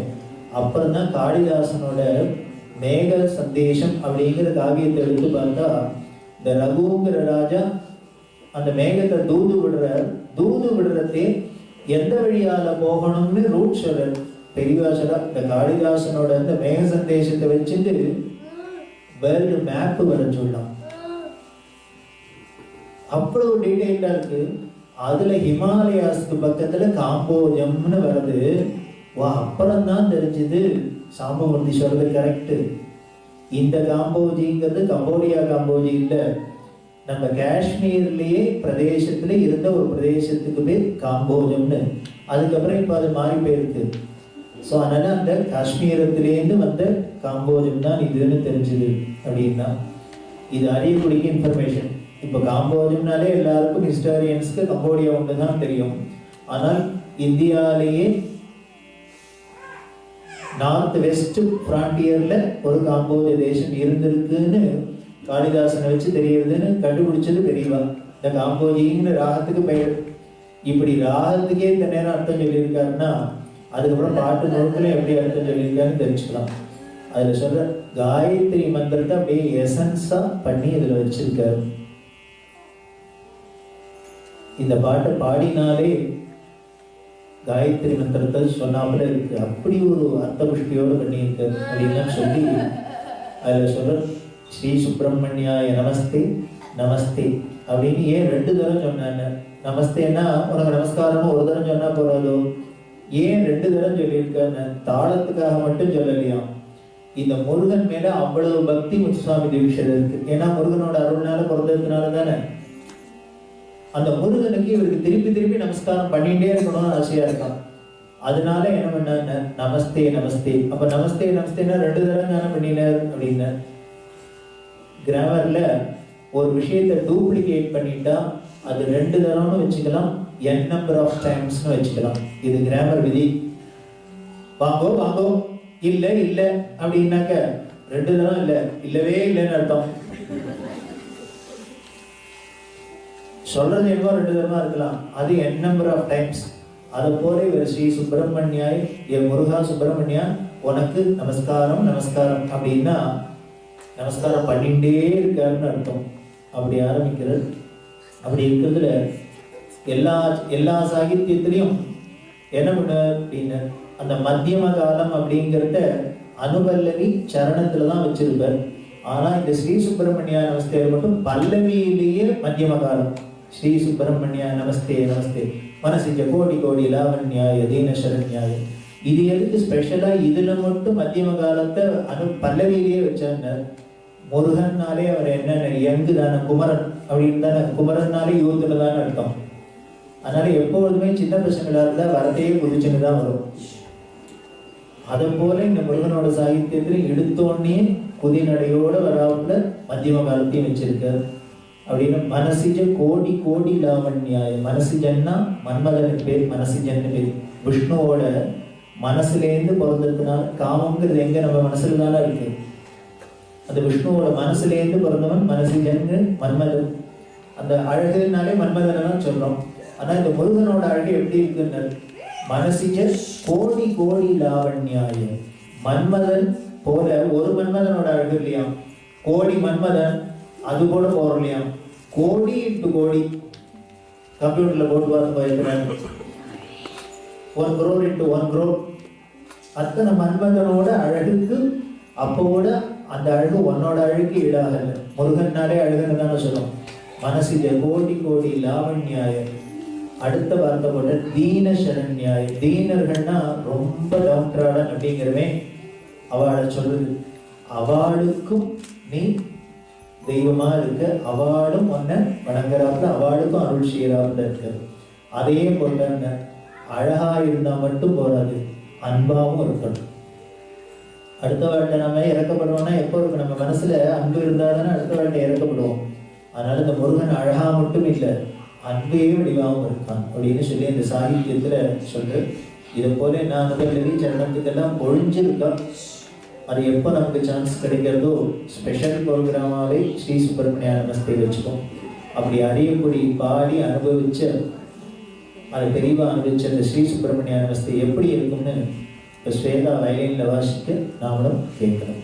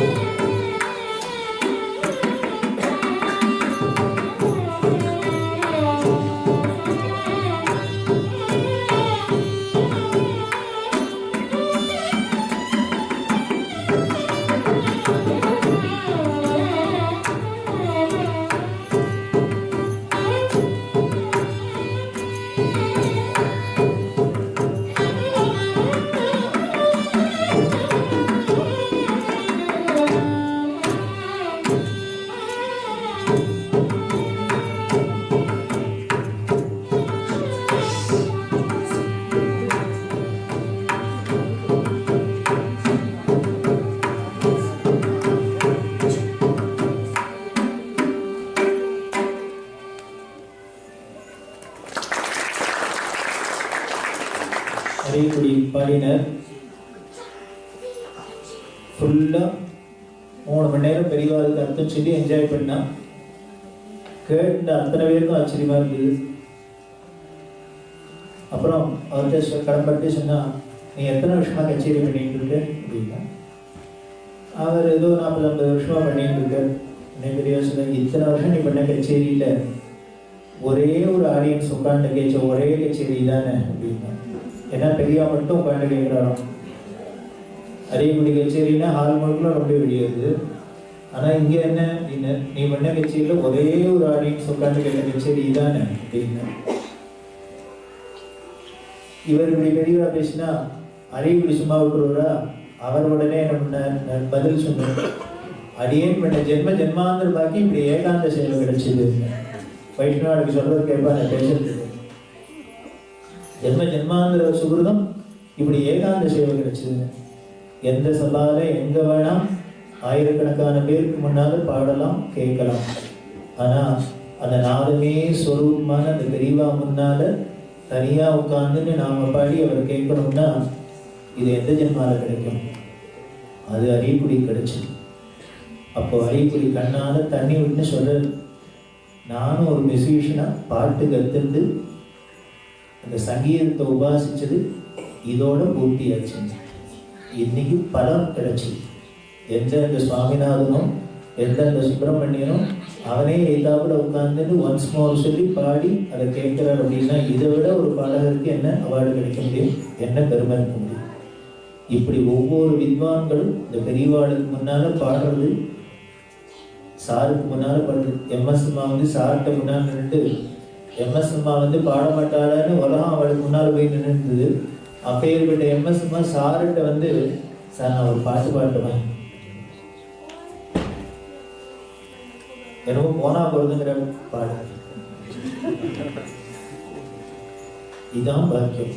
அதாவது விஷயம் தெரிஞ்சவாளுக்கு தான் தெரியும். எதை எந்த இடத்துல யாருக்கு கொடுத்தா அதோட வேல்யூ தெரியும், எங்க கொடுத்தா அதுக்கு வேல்யூங்கிறது தெரியும். அது எங்க கிடைக்குங்க? சார் மாதிரி பெரியவா மாதிரி ஞானிகள்கிட்ட தான் நம்மளோட வித்தையை அர்ப்பணம் பண்ணவே வழிய வேற எந்த சபாலமே எங்க பண்ணினாலும் யாருக்கு வேணா கிடைக்கும். ஆனால் இது கிடைக்காது. அப்படி இருக்கிற பெரியவா காலங்காலத்தால உட்கார்ந்துட்டு கோபூஜை நடந்ததுக்கு மடத்துல வெடிகாலத்தால சாத்தூர் சுப்பிரமணியம்னு பெரிய சங்கீத வித்வான் பரம பக்தர் தரிசனத்துக்கு வந்தார். இந்த கோபூஜை முடிஞ்சோன்னு திரும்பி பார்த்தா இவர் நின்று, பாவா எப்போ வந்த நீ அப்படின்னா, அப்பயே வந்துட்டேன் அப்படின்னா. உடனே பெரியவா சொல்றா, இந்த காலங்காலத்தால வேலைக்கு நான் என்ன சொன்னாலும் வேண்டாம் வேண்டாம்னு சொன்னா கேட்காத ஆசாசியா குடிக்கிறாடு. அந்த ராத்திரில தாசர்வாடு பதம் பாடு. அவருக்கு சட்டு புரியல எதை மீன் பண்றாங்க. அப்புறம் தான் தெரியுது காப்பியில ஜெகதோத்தாரணா பாடணும். காலங்காலத்துல வேற என்ன ஆசாசியா குடிப்பா எல்லாரும் காப்பி தான். அதுவும் என்ன, நான் என்ன சொன்னாலும் கேட்காத குடிக்கிறாடு. இவர் காப்பி குடிக்காத சொல்லிட்டே இருந்தார். பாடு இருக்கீங்க. அவர் ஜெகதோத்தாரணா பாடினா அப்படியே தூண்ல சாந்தி பெரியவா மெய் மருந்து கேட்டார். கேட்டுட்டு அப்புறம் சொல்ல, அப்பா இந்த காப்பியில அவ்வளவு டேஸ்ட் இருக்கா, அதனாலதான் நான் என்ன சொன்னாலும் கேட்காத குடிக்கிறேன். அப்புறம் சொல்ல, இப்படி எல்லாரும் வாயால குடிச்சு சந்தோஷப்பட்ட காப்பிய இன்னைக்கு ஒன்னால காதால நான் குடிச்சு சந்தோஷப்பட்டேன். இப்படி பெரியவா அவர்கிட்ட சாத்தூர் சுப்பிரமணியன் அதே மாதிரி எம்எஸ் அம்மா சார்கிட்ட நான் பாடட்டுமா சார், ஒரு பாட்டு பாடணும்னா ஆசையாக பாடுனாங்க. பாடுமா அப்படின்னா என்ன பாடணும்னா ஜெகதோத்தாரணா பாடு. எம்எஸ் அம்மா ஜெகதோத்தாரணா பாட ஆரம்பிச்சா, ஜெகதோத்தாரணா ஆரம்பிக்கிறதையே சார் பெருசா கையை தூக்கிட்டு ஜெகத்தை உத்தாரணம் பண்ண வந்தவனே அப்படின்னு கத்துறாரு. யாரை நினைச்சுன்னு? அண்ணாவை நினைச்சு. இந்த ஜெகத்தையே உத்தாரணம் பண்ண வந்த அவதாரம்னா பெரியவா. இப்படி அந்த காப்பிங்கிறது பெரியவாள சாரும் நாமெல்லாம் வாயால தான் குடிச்சு கேட்கிறோம். ஆனா அவ ரசிச்ச காப்பி சங்கீத காப்பி. ஆனா அந்த காப்பி இப்போ உங்களுக்கு கொடுக்க போறதில்லை. ஏன்னா பெரியவா காப்பி வேண்டாம்னு சொல்லியிருக்கா. அதனால காப்பியை விட்டுட்டு அடுத்ததுக்கு போகணும். என்னன்னு எம்எஸ்எம்மா யுனைடெட் நேஷன்ஸில் பாடுறதுக்கு அழைப்பு வந்திருந்தது. இங்கே வந்து அமெரிக்காவில் வரத்துக்கு முன்னாலே எந்த கட்சியிலையாக இருந்தாலும் பெரியவாழ்கிட்ட போய் அனுகிரகம் வாங்கிக்கிறதுன்னு ஒரு பழக்கம் வச்சுருந்தா. யுனைடெட் நேஷன்ஸில் பாட கொடுத்துருக்கா போகிறோம் அப்படின்னா பெரியவா அதிசயமாக போயிட்டுவான ஆசீர்வாதம் பண்ணுறதோடு இல்லாத மைத்ரி பஜத்தைன்னு பாட்டை வேறு உடனே இம்மிடியட்டாக எழுதி கொடுத்தாங்க. இது எதிரே பார்க்கல, ஏதோ வருமானம் அனுகிரகம் தான் பண்ணுவான்னு நினச்சேன். பாட்டே எழுதி கொடுத்து இதை போய் பாடுன்னு சொல்கிறாங்க. ரொம்ப சந்தோஷம். வந்து அப்புறம் வசந்த் தேசாயின்னு பெரிய மியூசிஷியன், சங்கீத மேதை, பாம்பேயில் திரையுலகத்தில், அவர் தான் அதுக்கு டியூன் பண்ணி மைத்ரி மெதத்தை பாடுறதுக்கு தயார் பண்ணி இங்கே வந்திருக்கா. அமெரிக்கா வந்ததுலேருந்து அந்த அம்மாவுக்கு என்ன ஆயிடுச்சுன்னா த்ரோட் ப்ராப்ளம். தொண்டையை திறந்தா சத்தமே வராத ஆயிடுது. முன்னமே சொல்லியிருக்கேன், நம்ம ஒவ்வொரு கச்சேரிக்கும் எவ்வளவு பர்ஃபெக்ஷன் எதிர்பார்ப்பா எப்படி இருப்பாங்க.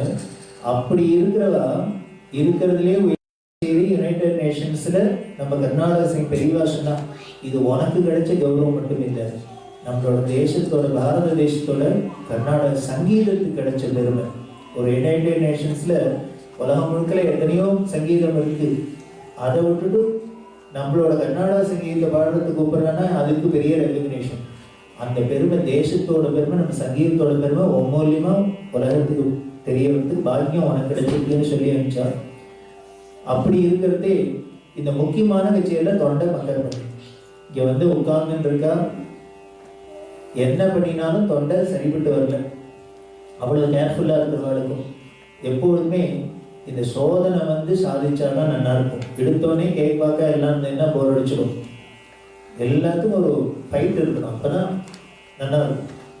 அப்படி உள்ளுக்குள்ள உட்கார்ந்து நின்றுக்கிட்டே அம்மா பெரியவா படத்தை வச்சுன்னு பால் சங்கிற அந்த புஷ்பத்தினால பெரியவாளுக்கு அர்ச்சனை பண்ணி நீங்க ஆசீர்வாதம் பண்ணி பாட்டு வேற எழுதி கொடுத்துருக்கேன். ஆனா இப்படி முக்கியமான சமயத்துல எனக்கு தொண்டை எப்படி சரி பண்றது, நீங்க தான் என்னோட கௌரவம் மட்டும் இல்லை தேசத்தோட கௌரவம்னு சொன்னேன். நம்ம தேசத்தோட கௌரவத்தையும் நீங்க காப்பாற்ற வேண்டியது உங்களோட பொறுப்பு அப்படின்னு சொல்லிட்டு மேடைக்கு போறா. மேடை ஏறுற வரைக்கும் தொண்டை அப்படியே தான் இருக்கு. அப்படின்னா எப்படி ஒரு டென்ஷனாக இருந்திருக்கும், எவ்வளவு கவலை இருந்திருக்கும் நம்ம கற்பனை தான் பண்ணி பார்க்கணும். ஆனால் ஏறி உட்கார்ந்துட்டு தம்பூர் அஸ்ருதி காதல் வாங்கினா அதுக்கப்புறம் என்ன அப்படிங்க, ஒரு லெவலுக்கு மேலே பெற்றுனா ஹேண்ட்ஸப் தான் நடந்தது நடக்கட்டும் தான் விட்டுருவோம். திரௌபதி விட்டால் நம்ம முடிஞ்சவங்க கையாலாம் பண்ணி பார்த்தா முடியலன்னோட கிருஷ்ணான கையை தூக்கினோன்னு தான் அப்புறம் வந்தது. அதை போல அம்மா ஏறி மேடையில் உட்காந்து பெரியவாளை நினைச்சிட்டு என்ன நடக்கிறதோ நடக்கட்டும் அப்படின்ட்டு தம்பூராஸ்ருதி காதில் வாங்கினா ஓம் நம பிரணவார்த்தாயின்னு ஆரம்பிச்சா. எப்போ நமக்கு பிரஜை நினைவு வந்ததுன்னு கடைசியா மைத்ரி பஜத்தை பாடினோன்னு எல்லாரும் ஏற்கனவே ஸ்டாண்டிங் ஓவேஷன். அந்த கைத்தட்டலை கேட்டு அம்மாவுக்கு பிரஜை வந்து தன்னை மறந்து அப்போ அம்மா சொல்ற அன்னைக்கு நான் பாடல் உள்ளேருந்து பெரியவா பாடி. ஏன்னா எனக்கு தெரியும் என்னோட அன்னைக்கு நிலைமை இருந்தது, என் தொண்டை இருந்தது. ஆனால் அப்படி ஒரு கச்சேரி அது நடந்தது அப்படின்னா அதுதான் உள்ளுக்குள்ளேருந்து பெரியவா பண்ற அனுகிரகம் அப்படின்னு. அப்படி பண்ணின அந்த பாடல் தான் மைத்ரி மெதிட்டர். அதோட அர்த்தத்தை பார்த்தீங்கன்னா அவ்வளவு, அதாவது ஒவ்வொரு தேசத்துக்கும் நேஷனல் ஆந்தம்ங்கிற இதை சொல்லப்போனால் இந்த மைத்ரி மெதிட்டர் இன்டர்நேஷனல் ஆந்தமாக இருக்கணும். அப்படி ஒரு அர்த்தம். மைத்ரி மெதிட்டர்னா அன்பா இருங்கோ எல்லாரும், ஆத்மவதேவ பரானபி நிஷ்ட, ஒன்னம் போலியே அடுத்த வாழையும் பாருங்க. யுத்தம் தெஜத்த சண்டபோர்த்தது ஸ்பர்தாம் தெஜத்த, அடுத்த வாழ்வே ஆக்கிரமிக்கிறமே அதை விடு. தியஜத பரேஸ்வர கிரமமாக்கிரமணம், அடுத்த வாழ்க்கை நீ போய் எடுத்துக்க வேண்டாம், அடுத்த வாழ்க்கை ஆசைப்பட வேண்டாம். காரணம் என்னங்க, உனக்கே வேணுங்கிறத கொடுக்கறதுக்கு ஒரு அம்மா அப்பா இருக்கா நமக்கு. அது யாருன்னு ஜனஜி பிருத்திவி காமதுகாஸ்தி, இந்த பூமாதா எப்படி இருக்கான்னு காமதேவன் மாதிரி நம்ம கேட்டதெல்லாம் வாரி வாரி கொடுக்குற ஒரு பூமாதா இருக்கா. அப்பா யாருன்னு ஜனகோ தேவஹா சகல தயாளு, அந்த ஈஸ்வரன் அத்தனை பேர்த்தையும் அன்பாவே இருக்கிறவன். அப்படி ஒரு அம்மா அப்பா இருக்கிறதே நம்ம அடுத்த வாழ்க்கை போய் கேட்பானே. அப்படி இருக்கிற ஜனனி பிருத்திவி காமதுகாஸ்தி ஜனகோ தேவஹா சகல தயாளு, தாமியத தத்த தயத்வம், அதாவது தாமியதன்னா அடக்கம், புலனடக்கம் வேணும். தத்தன்னா கொடுக்கணும், அடுத்த வாழ்க்கை கொடு. தயத்வம் அன்பாய், அடுத்த வாழ்க்கை இரக்கம் காமிக்கணும். இப்படி இருந்தோம்னா ஸ்ரேயோ பூயா சகல ஜனான இந்த உலகமே க்ஷேமமாக இருக்கும் அப்படின்னு பெரிய ஆசீர்வாதம் பண்ண பாட்டு தான் அந்த மைத்திரி பஜத்தை. அப்படி இருக்கிற அந்த மைத்திரி பஜத்தை கொடுத்த பெரியவா கருணையே வடிவான கருணா ரசபூர்ண சுதாப்தி அப்படின்னு சுதான்னா அமிர்தம், அப்தின்னா கடல், அமுதல் கடல். இது வெறும் தண்ணி கடல் இல்லை, அப்படி கருணையே பொழிஞ்சிருக்கிற அமுதல் கடலாக இருக்கிற அந்த பெரியவாட கருணா ரசபூர்ண சுதாப்தி அந்த பாட்டை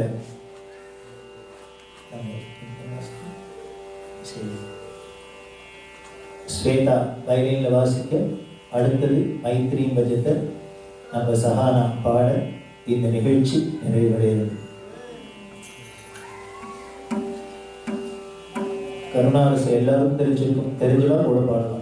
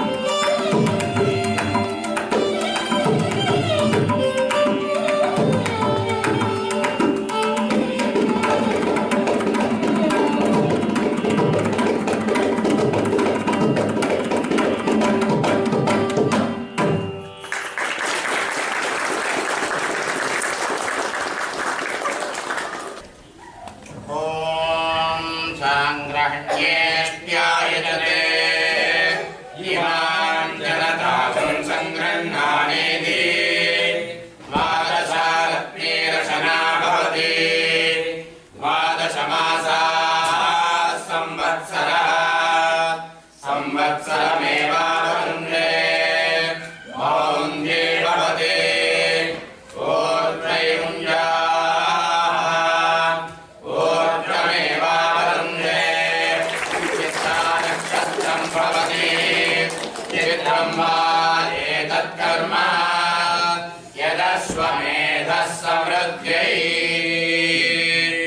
श्री पेरुंदेवी नायिका समेत श्री देवादिराज स्वामी अनुग्रह प्रसाद सिद्धिरस्तु तथास्तु। शतमानं वर्षदाय पुरुषस्वतेन्द्रियायुष्येवेन्द्रिये प्रतिष्ठति शोभन कल्याणः सद्विद्यापारंगता सिद्धिरस्तु श्रद्धा मेधा धारण सिद्धिरस्तु तथास्तु। आचार्य संपूर्ण कृपा कटाक्ष बल सिद्धिरस्तु तथास्तु।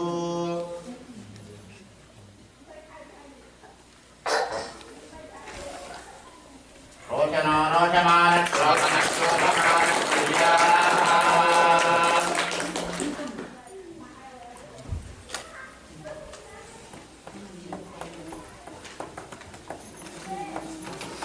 यतन्जे सुतन्देव शरदा वर्तमान इत्यदनिगमा भवति शतमिति शतं दीर्घमायुर्भवति शतमेनमेव शतात्मानं भवति शतमनन्तं भवति शतमैश्वर्यं भवति शतमिति शतं दीर्घमायुः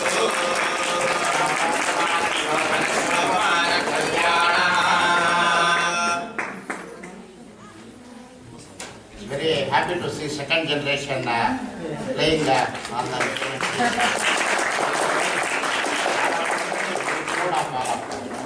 you are showing this much interest in this program. Second generation kids, may God bless you and may give you more interest and strength to continue this seva in our community. Mahabir வாசசங்க சார்பில் எல்லாருக்கும் மரியாதை.